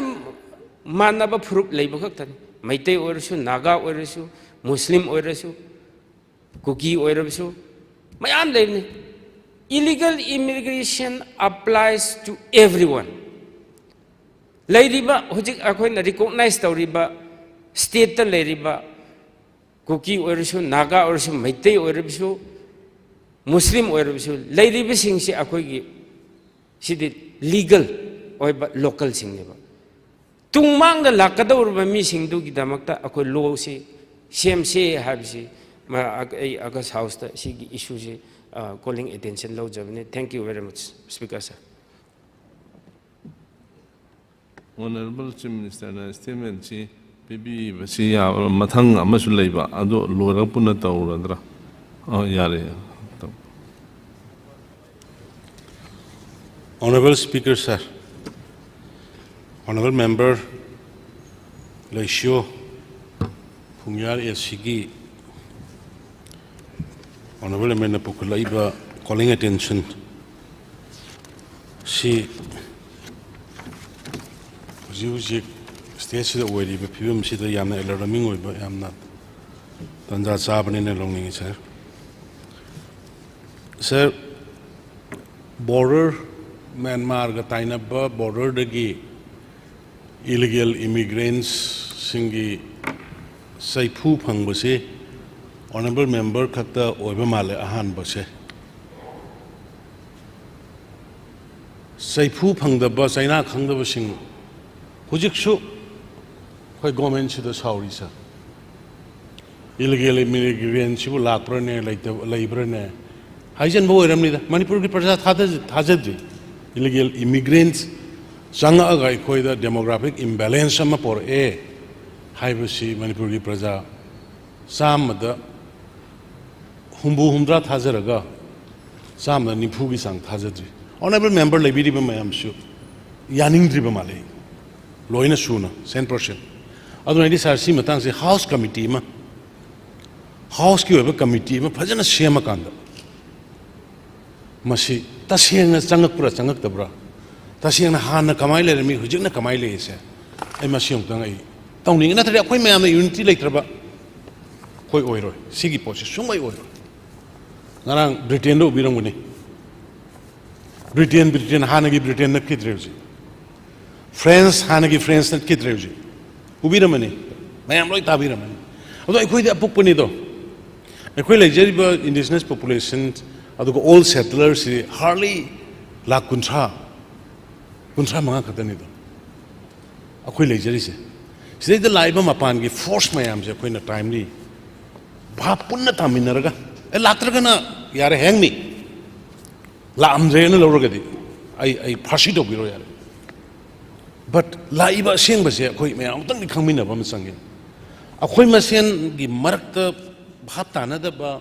illegal immigrancy leite na loba kangbu ma la ena wajaba kangbu ma ani gi marakta ngasi se class hoina leide illegal immigrant du thengna gadra la ina tra la ti na akhoi masen gi marakta misunderstanding leje thengna gadra je sida sa akhoi awaba mo wede aduna honorable speaker na yaragadi karigumba nogi rules ki matung ina tawira kanda house committee ma mi manga taragi ma sema kanda fajana details 1962 gi Myanmar gi cop to the well tree gi cop to the maduna manam war kanda Manipur da kam sangamba 1988 ki democracy movement gi do da akhoi kaino si phajana check toroga kayam changki ge hana kaya lairami district state da hojina khun kya hen kale karai da gi mino naga ko ki class da hong gi bodno kaya no gaise masi phajana utang khoi house committee ma toroka da phajana se nainaraga di manipuri praja su bhaptani adu lai minari ba honorable members su bhaptara kana khoi united thengnar di khoi ngangmani natradi hojiki stage da di honorable speaker sir akhoi khangmuba idi khangmuba uruba satellite mapping da thengnaruba akhoi di tumba yade sina 2006 ki photo ni mata kise makha ki 2018 ki photo ni 2006 ka 18 ga gidala iba difference city ma khatagini town ma khatagini sigi pochi satellite nan lalibra government na lalibra je khangmin ba ma sange natra gadi hoji akhoi na sangjal liba hoji honorable member gi mana hairi basi ma gi khundu ma kap to gai haing onda kaino sa tok doise kaino sa tok doise na biometric sangraba kilometer 390 kilometers 98 kilometers pura unguarded ni sir jungle ngatani karai de lesal ga sangi buno si identify to bunga moido ngamdaba adugi ngamdaba ni hoji honorable member na pukala ko sa koina ansar pidi si only detect or ba 10000 dune adu si di amuk anu sanga ko ngakne anu ba 2021 gi Myanmar da hoji thoiba unrest se sigi matung da sanga ko minna phongphong ubu ju ne ba koina hoji biometric lorsi honorable speaker sir masigi kaino se khoi ngasai gi map satellite mapping kai gai si mayam si uru matung gai koina masi kamai tawni no tor kan dai khoi je cabinet decision ma ka lorga khoi mayam honorable cabinet collection pham ma lorga khoi sub committee in kak semisa cabinet sub committee sidai da khoi gi honorable minister TN Hills let pau haukipu maram ni Myanmar rom dagi sangak pa illegal singdu detect to gudam nina maitaina tawrasu adagi nagane tawrasu natraga maitai pangal tawrasu nattaba khanagi gadra ain tawrkana sa lepau hakip sibu khoi chairman hapaga khoi naga maratagi chilna ma Mr. Awangbo member wa hele aduga Shri Basanta Kumar honorable minister yas ma basu member wa helaga sigi mathakta mo khoi state government gi oiba Sailas Kumar Saurasi commissioner माना chairman होरकांदा IG कबीब होय DIG नाप यावरे deputy commissioner Chandel यावरे टेक्नोपोल यावरे कमजोंग यावरे फरजोल यावरे सुपरिटेंडेंट ऑफ पुलिस सुमाइना कमिटी में गवर्नमेंट की ब्यूरोक्रेट सिंह सेमगा हाइरिबा अखोगी कैबिनेट सब कमिटीज ने लीड तौरगा सर थिगत चटपनी थिगली बसे अखोई इंडिपेंडेंटली थिगत पनते होम मिनिस्ट्री की खनर मतुंगदा ऑनरेबल प्राइम मिनिस्टर की ऑफिस और मतुंगदा सिगी फोटोग्राफ रेगी मैम से उरकांदा ए नई किसी यामना साथी ना नई गंभीर समस्या है ना तौरकांदा मतलब इवन अँगोंद ऑनरेबल प्राइम मिनिस्टर ने मसी उल्लुगु मतुंगदा कोई अहमदाबाद की लैंड लॉ भाव पीबी रखे ये नंग मणिपुर की दसी अहमदाबाद की लैंड लॉ से पानबे याफ्रेंगो कोई दसु सुम सुम लेरमे तौरकांदा होजी आई ऑफिस जाफरी की लेबनी अदुगी अहमदाबाद की लैंड लॉ तस्माइन याम सीरियस होइबा फोटो करी करी डिटेल्स उरुबदगी कोई होनरकांदा अदुदी होम मिनिस्ट्री दगी अदुदी होजी होजी पनबी की बदा फॉरेनर इंडियन फॉरेनर एक की मखादा सर प्रोविजन खरे यावरी कर्म प्रोविजन बॉर्डर की एरिया अमदी अतई स्टेशन लेबे सिंगथे एसपी खुदिमक से मोइसे एफआरओ हैदना फॉरेनर रिटर्निंग ऑफिसर हैदना तौरकान मोइना एसपी की मखादा फॉरेनर डिटेक्ट तौबो ngami aduga deport tौबो sung ngami na ma yaw aduna sir adugi makhadu da adudi fare haina tawrkanda akoina biometric lobo horo haidana biometric adu biometric lobo sida khoi thumb impression adai kari kari eye scan tawba khotpa tawrkanda so that hayeng moina india gi citizen oina apply tawba matamda aadhar sema matamda madu negative oina yadre moi di sumaina senior identify tawna bain adu maina takpire kudagi sar koi haujabani adu hauba kanda da ahan bada koi 2480 kunni phugu mari subject to correction ai madugi village singju lai madu torbu kanda 2080 phangmani sa ai je kanoni ko irang si hauruk pagi 21 22 adwai gi dani ko ada torbu kanda wow si loina khun mar ka sang khadi sar identify to yam lu khun mar maram ni same community oi bani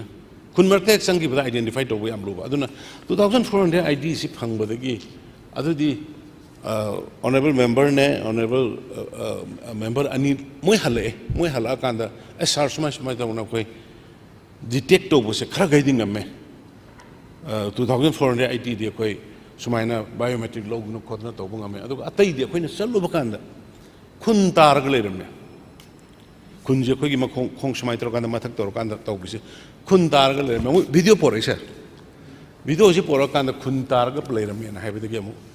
khundu adu khatara aina to bakanda honorable members na akoi makha da su khun khara lei yen tai adu changu si haibe kanda adu gi mi sing du na manung changbadi nungai roi pdf ko nungai kamnari haidna torkan moise hallon hal edna laaga honorable cabinet minister sing sine aduga hojiki moigi koi government gi keno sing sine tamma bani sa ais adudi kamai tawni changba yadi harakda sum loina keno sing di sangkut khadi ai sir keno da honorable speaker da sigi copy sing ang ta yem sir yam sathina soga lei rige se koi da adu madu ta godai di koi si tholaga kamai tawni hena torkanda adudi sangba yadaba jaga adu kamai tawni torkanda dai agina order ma mu thoisa order se kamai thoke da kana gumbi haibe illegal immigrant sing se nang yumda mai yumda kring shelter pi dana thamambo eraga di madu yumbu du su yauna pharaga dandi pini hadana ko khungi village si boibe yumbu do be adu su yauna pharaga dandi pini na order ma thoi madagi di अखोइना चोचानपुरदगी अदुगी ममांगना सार चोचानपुरदगी फी साबम अमदा पुरा फी सारगा लेरमेना मी चामगा निफु यांखगी मथकदा फागत खिबा म सार ताविरंगनी मेडियादा मदुगी pull-up ओइना colony ओइना लेरमबनी मदु फागलगा पोरागा कोइ सिगी सजीवागी कोइ rehabilitation rehab हाइगद्रा shelter home ओइना सोलिसा जेल नते अदुगी शेल्टर होम दु थमकांदा हाइबसिंगुनि हंत खरा deport तौखिबा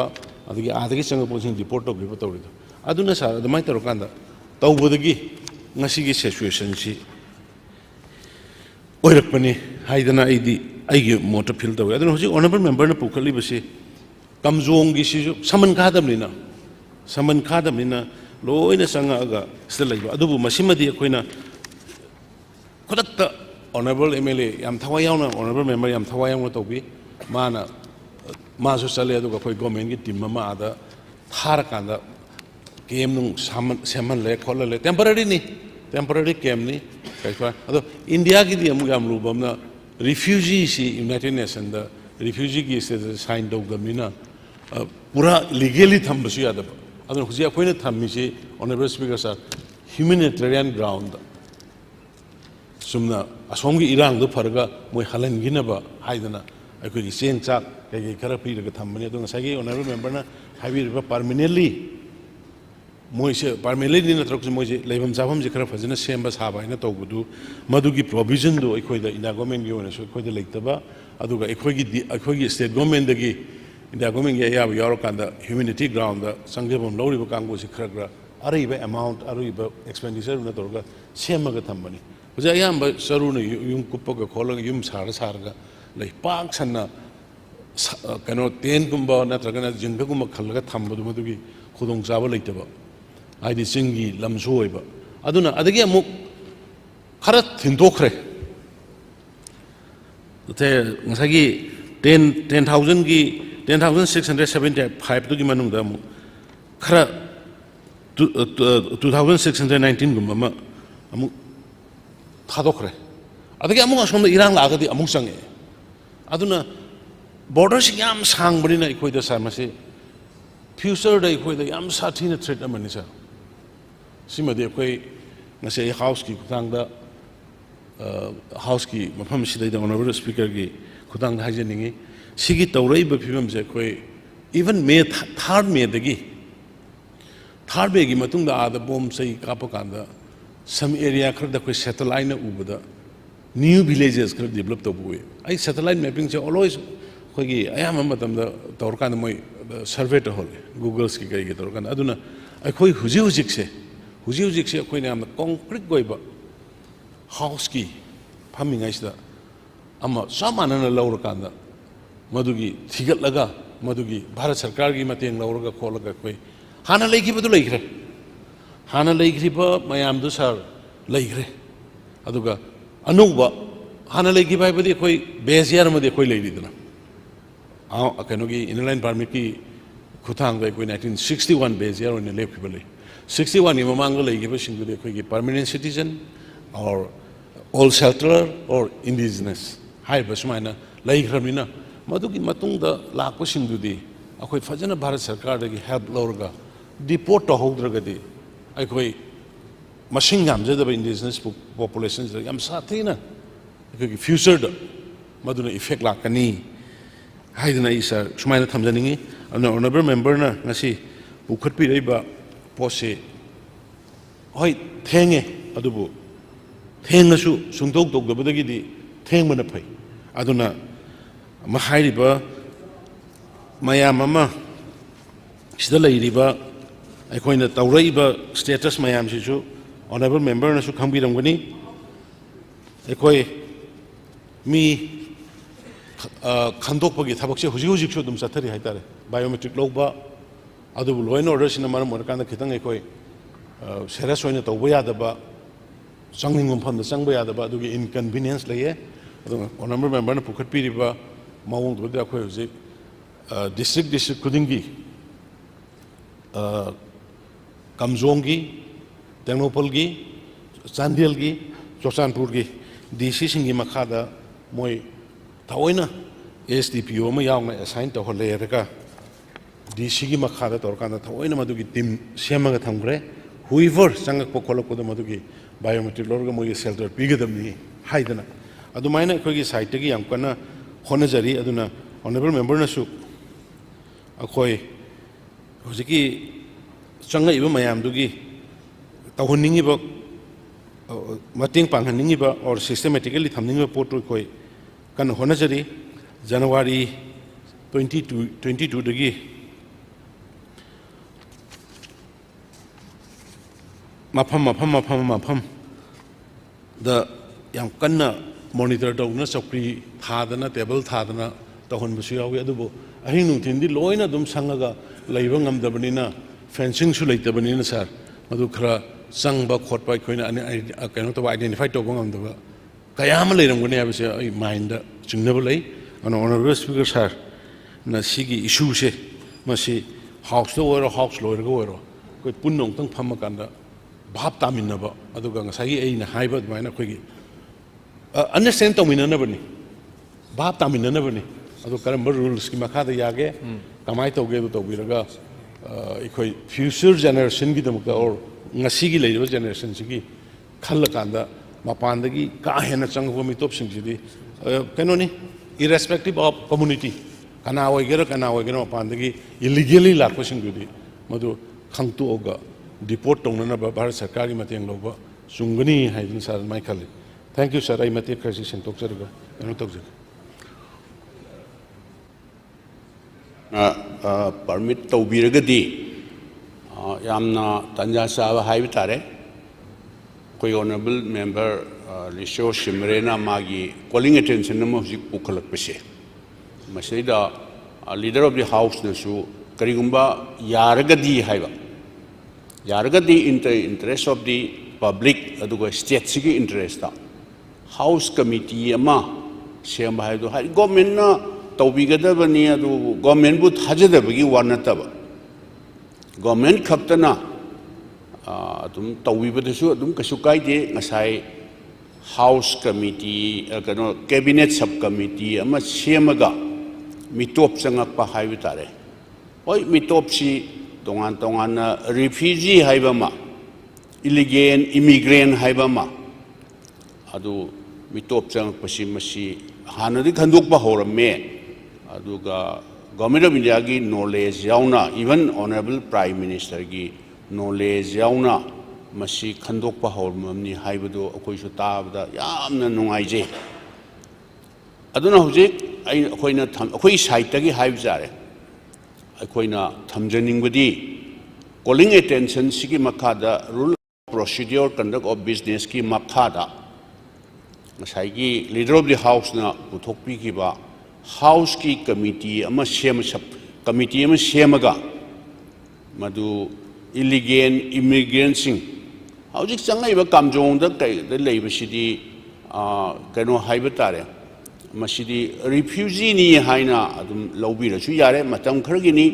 asomda Myanmar da nomensi laga adum pushback tawgi ba chu adum yae adeng asai leader of the house na thambi ki bado akoi da record si census na recognize tawba census village aduga state revenue department na recognize tawba masi record loina leiba ngaktani adagi kayum kana sometimes akoi gi leiram dabdi yai karigumba leiramagadi haijabai wani TD na tribal development department na recognize tawba village khasu lei hai kadai phok leibno leitamno village siguma mayam jingse ngasai gi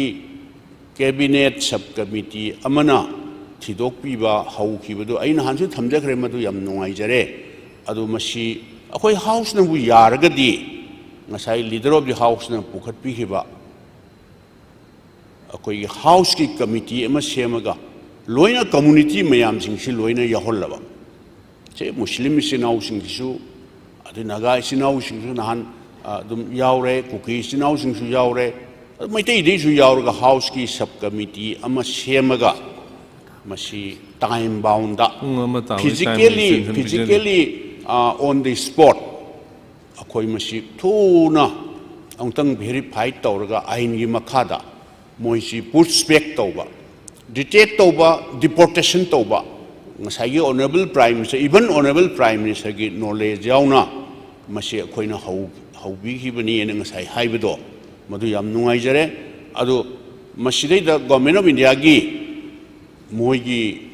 mateng haibitare cooperation haigadra mateng haibitare yaudragadi manamdi ngasai gi kayum kanda leader of the house na haibi gi bisu yawe masi sidai da around 996 new village haibrakeno set up tawdana leirame haidna hai adu karigumba madu akoina adum check tawba yaeba sikaramba matamdagi sangkhibno 1961 gi bezia si 1961 dagi tawsira 51 dai tawsira 70 di 71 dai tawsira ngasai honorable member Lisiona panbi ki bedo Assam da karida detect tauba deportation tauba khotpa foreigner act Assam ki tauki do maduga amo akhoina madu yengudraga su akhoi sirida akhoi mayam understand ngasai leader of the house na thambi ki ba do akhoi leiba community akhoi mayam nungsinana chana leiminai ba sidadi aidi thoidokna asom dagi akhoi bobo leibham leitabada masdeida kadai digi asom dagi foreigner sanga aga lehensi haibisi de kana chu ai hairak taw mandawa adugi mathakta aisu matamdu dagi adum sanga amoy haibidi nataba adi nahanju kayum kanda aina hangjabadi kainogi wanida Assam rifle karai di illegal immigrant amata sangakti haibigi wanatieba noina border guard tawraga government of India na noigi organization se Assam rifle sideda interest tawre border si guard tawna na bana noina sinare aduga government of India ki responsibility ni international border ngak pa haibisi Manipur si part of India ni na noini adu noina thau tawda bra sida immigrant mayama illegal immigrant sanghan bra haiba kanda da moina du khumak pani da moina haiba do ai thajabai wadente soi na changa amganeba maramdi ngasai honorable member na su thambi khi duneba masidi world gi even America da Mexico da sang pangasai figure ma yam phajana data collection torga world gi country mayam jing ne hujik masi yamna sawa burning issue ma even America gi election da bhoba campaign tawda masi sinari ne hujik seba magi matamda adu yam changa me Biden gi president matamda illegal immigrant masing henkale kokle tawnari baneba aduna aina thamjaningi di lakchaningi di puna maksing si samjalaga honorable speaker na ayaba yarga di pibiro tanjai amchare house committee ama semaga akoi masi government of India da masi haijaraga moigi full cooperation adugi mathakta aigi si suggestion gi wani ko se more hairo ai matam amada haiba tare akoi gi party gi sarkar coalition government leiringai matam du da akoi gi district ani su thokhiba adugi mamang da haiba tare adui mamang da hojikti Sandian block ne Chakpi Karong block ne Khengjoi block ne ahum jina block ahum jina district ama som da Tengnopan ne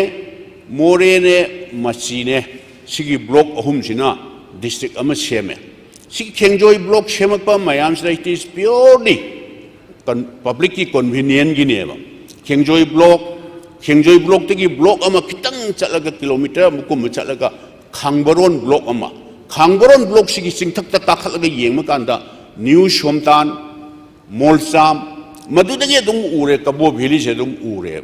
aduna masigi village mayam sing sigi revenue department na hujikti ultimately revenue department na village new village oiba old village oiba masigi recognition pibagi ultimate authority si revenue department na oirabani na revenue department dagi recognize village list ama ading sai marakta tidi na pirami haibado madu authority dinatre madu even adushu collection tawraga adudagi census government of India gi makhada census tawbusi census conduct tawbusi government of India gi Ministry of Home Affairs makhada tawbani census department na recognize tawba census village rumaga tawraga masi aidi honorable speaker na yabir kani khali tanjayam chare house committee ma ngasi mak adopt tawnana ba aigi site gi appeal tawjabani ko adu masi mathakta ai suggestion haiba tare village ki sipsing se sandian ne khalasi community budi meham leiminaram gani major community se aina sum yengjabda hanai yengjabda anan sina sandian assembly constituency si sandi anan community sina kana dominate to adi som thangba Tengnopan se machi block sigi maring sinau singna aduna aina ama nitang panjare sidi moigi edisigi members ni khangde village ki sip sing khangde kuki jing ju ya holaba Chandian assembly constituency ki anan ge aina anan da hangure handak ki MP election da anan gi mi mayan laeba नोई सुमाइना अनौब village सुमाइ चंगे तब नोई कदा वैदनो अखोई extreme border दैनी हाइए होय अतै अतै जगह लेरंबे याय अदो अखोई जगह ददी चंगप ngमोइदा मोइदी हाइने सोमद मची ब्लॉक ता मो हंगी अस अखोई मची कनो मरिंग मसेन भावबा विलेज अमग हेंजनब खनबनिदा हादा अदुम हाइबा मसी आइना हाइजरी सिदी मोइना हाइदना मिटोप चंगा मोइ हाइबा नतिएबा चंगामनी मयाम चंगामनी ममदी पोरस होइबा सी अखोई मिजोराम का इवन मिजोराम का नागालैंड बॉर्डर सिदैदा नियरली 600 किलोमीटर हेड लेबा जंगल सिदैदा तराइदगी चंगामबनेबा मसिना मरम मोइदना अखोई दैदा यामना अचौबा प्रॉब्लम अमा कोनसु वर्कदबा हुजि हुजिसु ओइरे मसिना मरु ओइदना तोलिबनी हाइदना लेरबनिना आइदी स्पीकर साहब ने आई ऑनरेबल स्पीकर ने याबीगने खली हाउस ने कनामतन अखोई साइट की अखोई मंगा खत्तु लेजबनीना मसाई लीडर ऑफ द हाउस ना प्रपोज तौबीब हाउस कमिटी सेमबदो हाउस ने एडॉप्ट तौरगा मसी याम अथुब मतमदा गवर्नमेंट ऑफ इंडिया की मतेंग लौरगा मसी थिदोकनबा खंदोकनबा डिक्टेट तौनबा डिपोर्ट तौनबा तौमिना सेन आई मसी हाउस द प्रपोज तौजबनी Honorable Leader of the House na Pukhat Pirakliba House Committee ma sembagi matanda wahom amata thamjage madudi House asina House Committee sembada yabirabra yabiragadi member kayan na sagani amasung masigi term of reference adu laptop mana chum moidra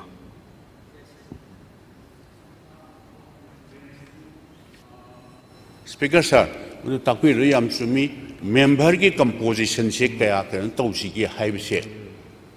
हुजिक अदुम लेपसिरा मतम ngakhtang लौरगा honourable speaker की chamber दर कनो leader of the house ने कोई फमिनरगा पुंखाय मुक्तंग वर्षु पुंग मुक्तंग वर्षु लौरगा composition से कना कना वहन सिके क्रमाई तौसी के टर्म ऑफ रेफरेंस न कना कना वहन सिके हाइब से हुजिक हेता ओपन हाइब की मुक्ता ऑनरेबल स्पीकर की चेंबर ngakhtang फमिनरगा तौबा अदुना फरोइद्रा मरमदि आइसु लोइना खंगदिएबा मयामसे अमगा सजेशन तौनरगा हुजिकी कॉलिंग अटेंशन की सिगी एजेंडा सिमा लोइसलगा कॉलिंग अटेंशन अमजुवाले सिर अनि से लोइसलगा दम होरेन गैप किदु द फमगा होरेन मथंग तौबे यानी मखा तारक पसी अखोइगी honourable member Sri Suryakumar Okram na calling attention rest of vegan. Honorable Speaker, sir, under Rule number 77, Rules of Procedure, Conduct of Business, ki makhada, calling attention motion is moved to Sir, I ngarangi question namada star question the live ne sir point si kitang hen badagi sir thamjagi ne yaring hai tension na hona jage. Sir, अखोई economy सिदा हुजिक यामना सोए हाइबा अखोई मणिपुर की economy सिदा sir, one of the major backbone is अखोई business community, micro, small and medium enterprises अदुगा Manipur की हुजिक लाइरिबा अखोई microfinance तौरिबा मयाम सिंगसिना small business सिंगसिंगता अखोई की कनो तौरगा लापने सर अदुना हुजिक आई डिटेल कितंग पिजग्रे सर अखोई मणिपुर दा as of 2023 Reserve Bank of India की रिपोर्ट दा सर मणिपुर की loan लेरिसे 27,006.5 crore loans outstanding loan in including various categories, including agriculture, micro, small and medium enterprises, education, housing and others. Sir, the total loan account under priority sector, I know pathok sector kharado, the 1.20 lakh in 2023 the loan accounts in sir. Aduna government who's low cut measures in immediate need. Huzik darkar labor measures tangak taneba. Sigi solok to sir long term effect. Mayam request to receive hariba business community sing mayam singsina request torisi moratorium si sahi ama sangtok pire maduna mokhoi da sor kitang honbagi breathable time kitang pibiba aduna huzik manipur da lairiba violence na adugi mathakta amuk len ta dana sir business macha tawjaba mayam singsi su sir yam sokraba hailstorm ta dana adugi mathakta sahi humpu humdrada tholoktriba ising ichaw am su sir thokraba dana bazar maru aina market area gi community singsta amna sokraba sir aduna loan lokseluriba businessmen mayam sing small oiro micro oiro medium oiro natragana lekai da tawba dukan macha phamjaba sing oiro loan macha lauraga farmer sing loan lauraga akhoi farming equipment loan lauraga tawba mayam sing sa san veterinary gi sa san loan lauraga leisalu mayam sing sir effect chauna leiba sir aduna ahanba July 5th 2023 the special state level bankers committee meeting se sir sina decide to wa akhoi gi state se akhoi the entire state se declare tawba ma dakar leba sir has been affected by riots and disturbances haidna akhoi chairman se chief secretary na oibi masida different member mayam ma yauraga SLBC state level bankers committee sina state se disaster, disturbance, riot state, haidana lauthokpa ma changba masigi moratorium si akhoi extend tawgen hairagadi honorable CM ai ngarang han uzai akhoi gi mingoina sum panjarabada babina group ki hospital ama sangaba hospital akhoi gi mayam sing sida khwaidagi chawna tawrise akhoi Caesar group am leire babina group am leire sir Mokoi singsi loan chow na lowe na sir aina sum tajabada ai ngarang han honorable CM gi mahaki kenoda news ta ubudu da sir example amani gatang lojabani ado moi gumba mayam am leikre moina yam lead ta medium enterprises ta leiraga su small da medium da micro da sir mayam am leikre aduna akhoi gi mamangi July 23 da lep khibasina sir sida hairi si bank se huge stress laire asset akhoi gi asset moina loan lobo singda bank ta lairiba mayam sing se loan matam sana piraktaba adagi borrower sing se kanano have the P segment da laiba personal loba pension loba vehicle housing loan loba group amana agri gi group MSME gi group and other retail group mayam sing se NABARD ki recommendation adu loinamak loid amatungda matamduda decision resolution logibasi relief measure PRC from 4th of May 2023 sir sahi si handa ki March ta warangmani sir loigribse aduna hentur abanina honorable minister nasu mamangi March 2024 da sigi hindu gi pese da yawani sir assembly da August house da nainagiba akhoi gi kainom da debate amada honorable CM na Manipur finance su paibiriba finance ki portfolio su paibiriba honorable CM na Manipur exact headline to search that is Manipur Chief Minister Biren says most businessmen unable to pay loan haidna sir Hindu gi March ki date 24 to su sir thambikre sir aina hangjagi bangarangi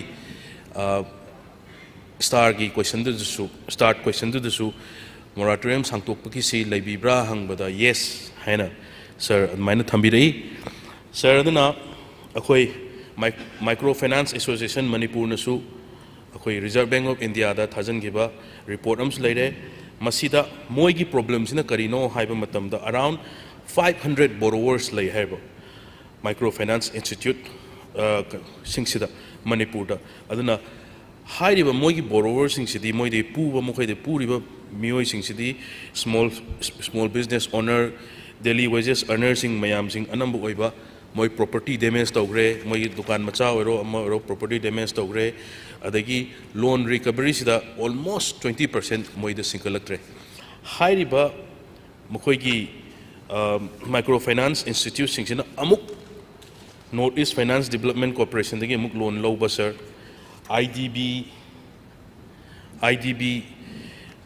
IDFC bank tagi friends of World Women Bank tagi, State Bank of India tagi, Milap tagi, SIDB sidmaina bank mayam acho bank mayam singde loan lauraga low interest loan lauraga som da muk macha mayam am pirakpa sigi change sir kaira agadi Manipur ki economy sida acho effect am lakada sir adagi similarly trade and chamber of commerce industry na ju sigi problem si moida hujik lairiba sokriba mayam singsina business sings da mokoi loan repayment da solakadova do sir once NPA taragadi aina haibne businessmen mayam sing si defaulter taragadi hujik si mokoi gi terms ki matungina loan gi moratorium lore matung da sing daba kangu si green line da tha taruk am laigani adugi matung da yellow line da lakani yellow line da gi rate sakitari defaulter NPA taragadi business tu mapunchi chupa loan nung tarukpa matam da Pangaroi Haidana sir memorandum mama Honorable Governor da 15 July 2024 da adugi mamang da Honorable CM da 26 February 2024 da ama thajan birami CS da 15 April Chief Secretary da 15 April 2024 da the memorandum sida yauriba makoi gi points sing sir ai manga taruk khatani ten ai tentak na pathok sarake ahan bada health and its subsidiaries have sir adu contact incentive services hotels sing have tare hotels mayam sing se handak ki irang sing mari leina hujik ki wani ko ngasi ngarang gi yamna kuidringai mamangi wani 45% drop in revenue adu karigino have the reduce in hotel occupancy aduga makoi gi sidana impact torise makoi gi associated vendors and services akoi gi raw vegetable raw meat ato hotel jingsida akoi gi associated vendors jingsida su yamna effect tawre hai sir education sector da sir sida su sound decline tawre enrollment akoi displaced mayam am laigramina especially private schools health sector da OPD yam handare resulting into surgery dagi emergency dagi yam handare resulting into 39% of income reduction 39% sir handare manufacturing sector da especially agri and its elites sir sida production constraint due to highway da lariba restricted highway access da aduga highway da sogla abnina raw material procurement da yamna sogla sir e-commerce and IT enabled services sir sida e-commerce ki IT enabled services sir it's one of the worst hit sector ne sir aduna state sida ngamakta dana atopa state ta survival gi satkhiba mayamam leire sir sida khoi youth sing sigi job loss kayam oidorino IT sector sida sir masim ai thamjaningi financial service sector da aina ngasai thamjagini microfinance institute sing sida sokriba mayam sing do sir aina ngasai thamjagini printing and publication industries 60% decline in workflow including commercial printing as well as promotional printings due to reduce in demand sir others the frequent blockade deterioration of conditions in NH2 and NH37 aduna sina essential items various parts despite of the provision of security transportation business continue to face significant challenges transportation phajana chatrabanina business sing sida yamna hamper tawre loan lawruga tawkiba business sing se masi yamna ware sir aduna mayam sina consolidated mayam sina punchalaga RBI da request ama tawsaki tawkibasi July 19 2024 dani sir seeking further relief measures of MFIs and borrowers of Manipur amidst economic crisis in Manipur haiduna sir thamba matamda RBI na khumaisi RBI gi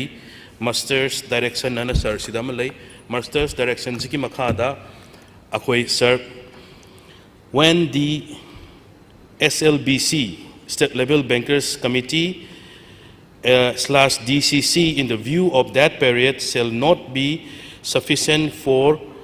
the bank to reschedule all the affected loan, it shall approach the General Manager, Reserve Bank of India, Financial Institute, Development and Department, Central Office, CCC, Harakanda sir. Therefore, you are requested to approach the State Level Bankers Committee, Manipur and District Consultative Committee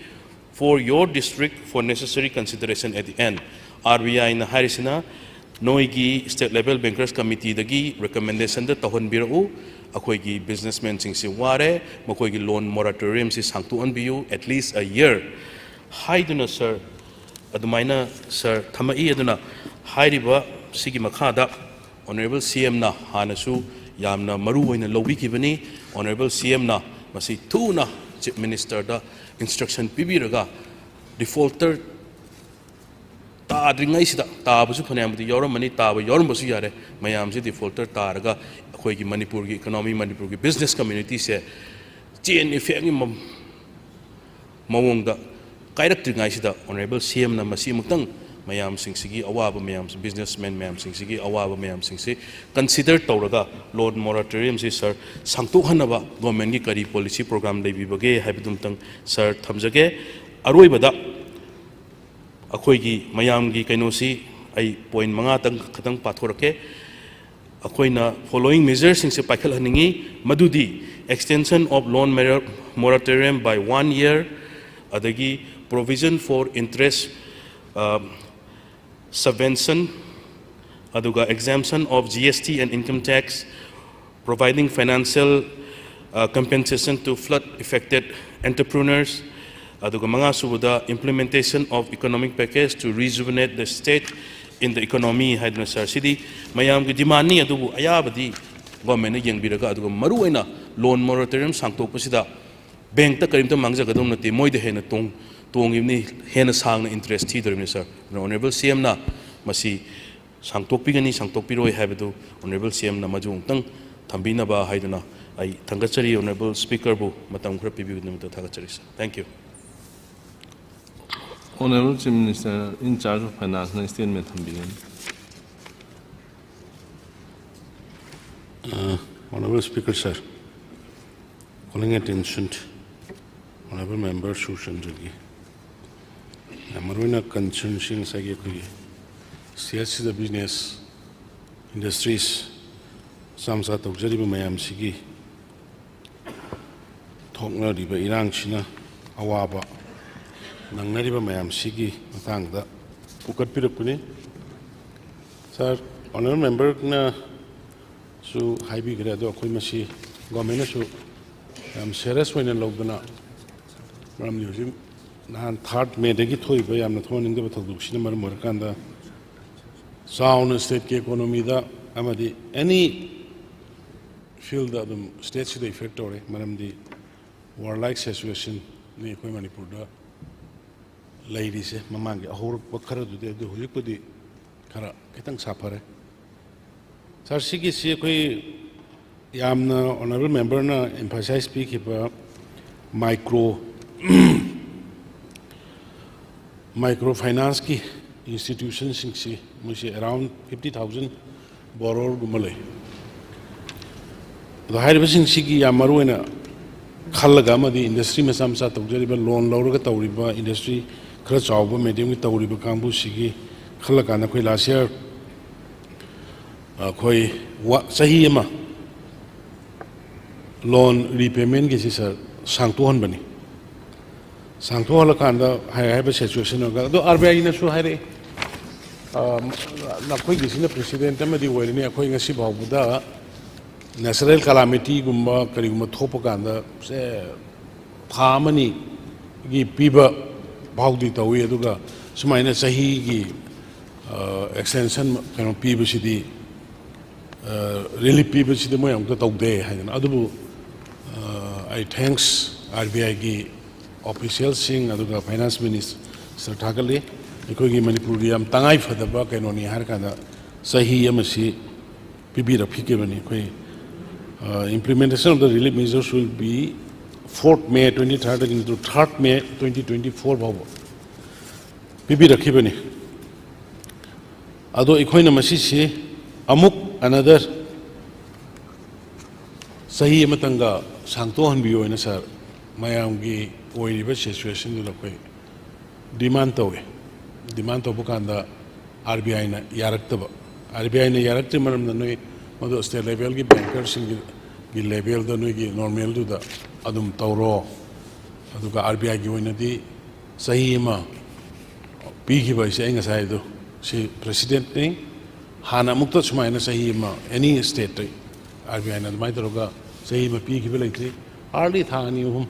अदुगुम्बा calamity की करी की पीखिब नतना आइना तरोगा अदुना sir मुझे आई bank की कांगबु सु उनरे bank की कांगबु ना हारी से मोई होजे की नॉर्मल द तौबो तारगदी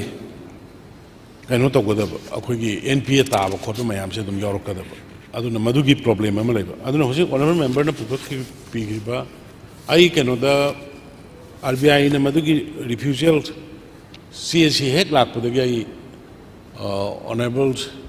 फाइनेंस मिनिस्टर दाई खुद चिठी में इजैसा सुमाय तौगुना कोई मणिपुर की सिचुएशन सिने मरम ओरकांदा खितंग आरबीआई दा उक्ता एडवाइस तौबिरगा हाइबा मणिपुर की पोसी तौबिबा याब्रा हाइदना आई मुझे कहना था 2 अगस्त 24 ए अदगी सार हता आइना चप्पदसु कोई की पार्टी की मीटिंग्स सीएमआई की मीटिंग्स अदुगा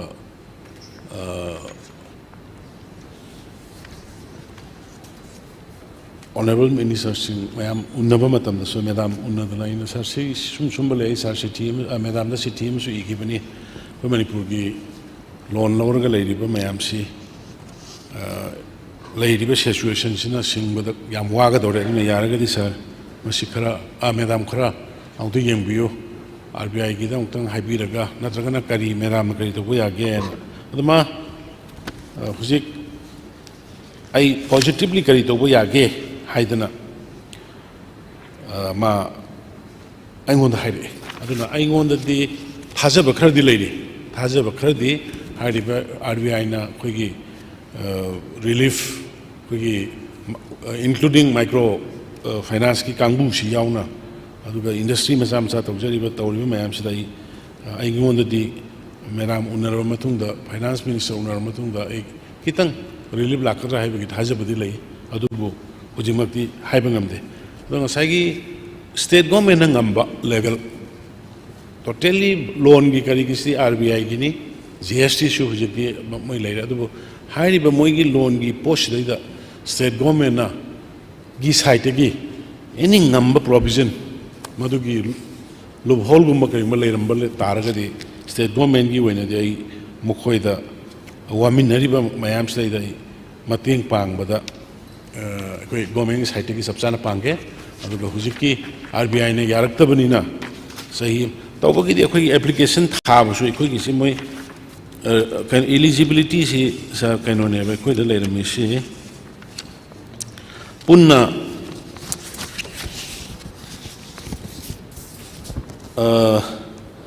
3027.004 अकाउंट है सी मनुंगदा इकोदा कैनोगी मोयदा रिलीफ की थारे इसे ओनली 35,000 का 888 वे मोय खंगदबगिरा सही लाउथोप खोटोप खबर दसु लोय हापि मे तो अतो अतै मोय मैनेज गम जबैरा खंगदब अदुना हुजि आउटस्टैंडिंग अमाउंट दैरिसि 10 crore का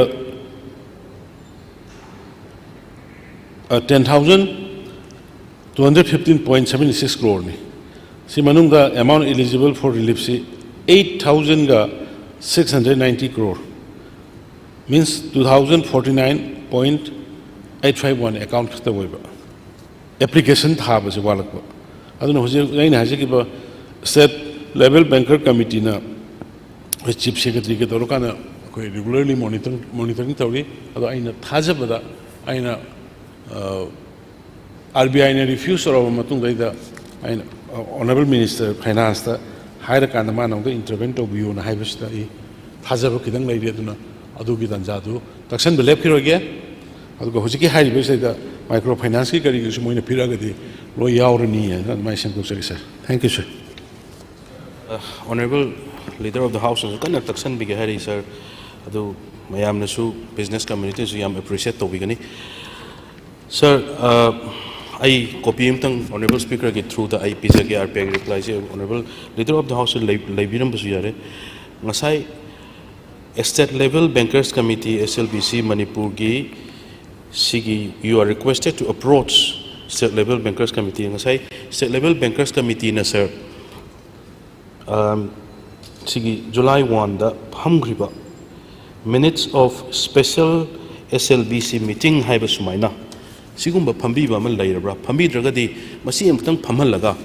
state si moina thankalaiba potse reasonable oibra oidabra haida aidi moigi representative su business community ki representative su yawgadabu male masida hairisi sida director Institute of Finance yaure masida yaurisi local convener SLBC Manipur presented the agent item for sida loinmak yauri hai sir aduna special SLBC amatang phamhan biba kari kaiba lege sir aduna honorable CM da engonda lejariba special SLBC meeting sigi minutes sima sir sima thajarake aduga RBI na hairaiba special level bankers committee aduga and the district consultative committee sina phamhalaga masida order amtang pibiro o hana sir hairi masi amtang tahon bibida kari kaige habnum tang sir ai thamjari sir thank you. Honorable Speaker sir, State Level Banker Committee ki se ekhoe 27 March this 24 sida phamme aduga the request of the borrowers for further restructuring of loans was discussed, following which the state government took up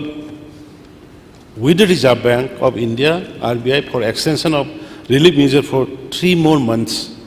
Tha umdo orju sangtopi sahi du yad rabe tha umdo orju sangtopi wana moi ki bankers ki phamaga mo request obune adu dai da moina adu letter DIF wrote to RBI for consideration of timeline extension for 6 months. Tha taruk sangtopi wana koina mo I deba moina tha umda hajar ga so to adu up to 20th September 2024 bo adu laibak thibe se kaino da moina 31st July 2024 da madu state level ki thak ta tawro noi ki nom da tawro na harpa state level ki thak moi nom da tawro gadi NPA ta yaw da adu na madu ki poto pending le adu bu music honorable member na haribad maina amu hanna moi state level banker kenu ki si phamal laga kari to go yage haidum yenge aduga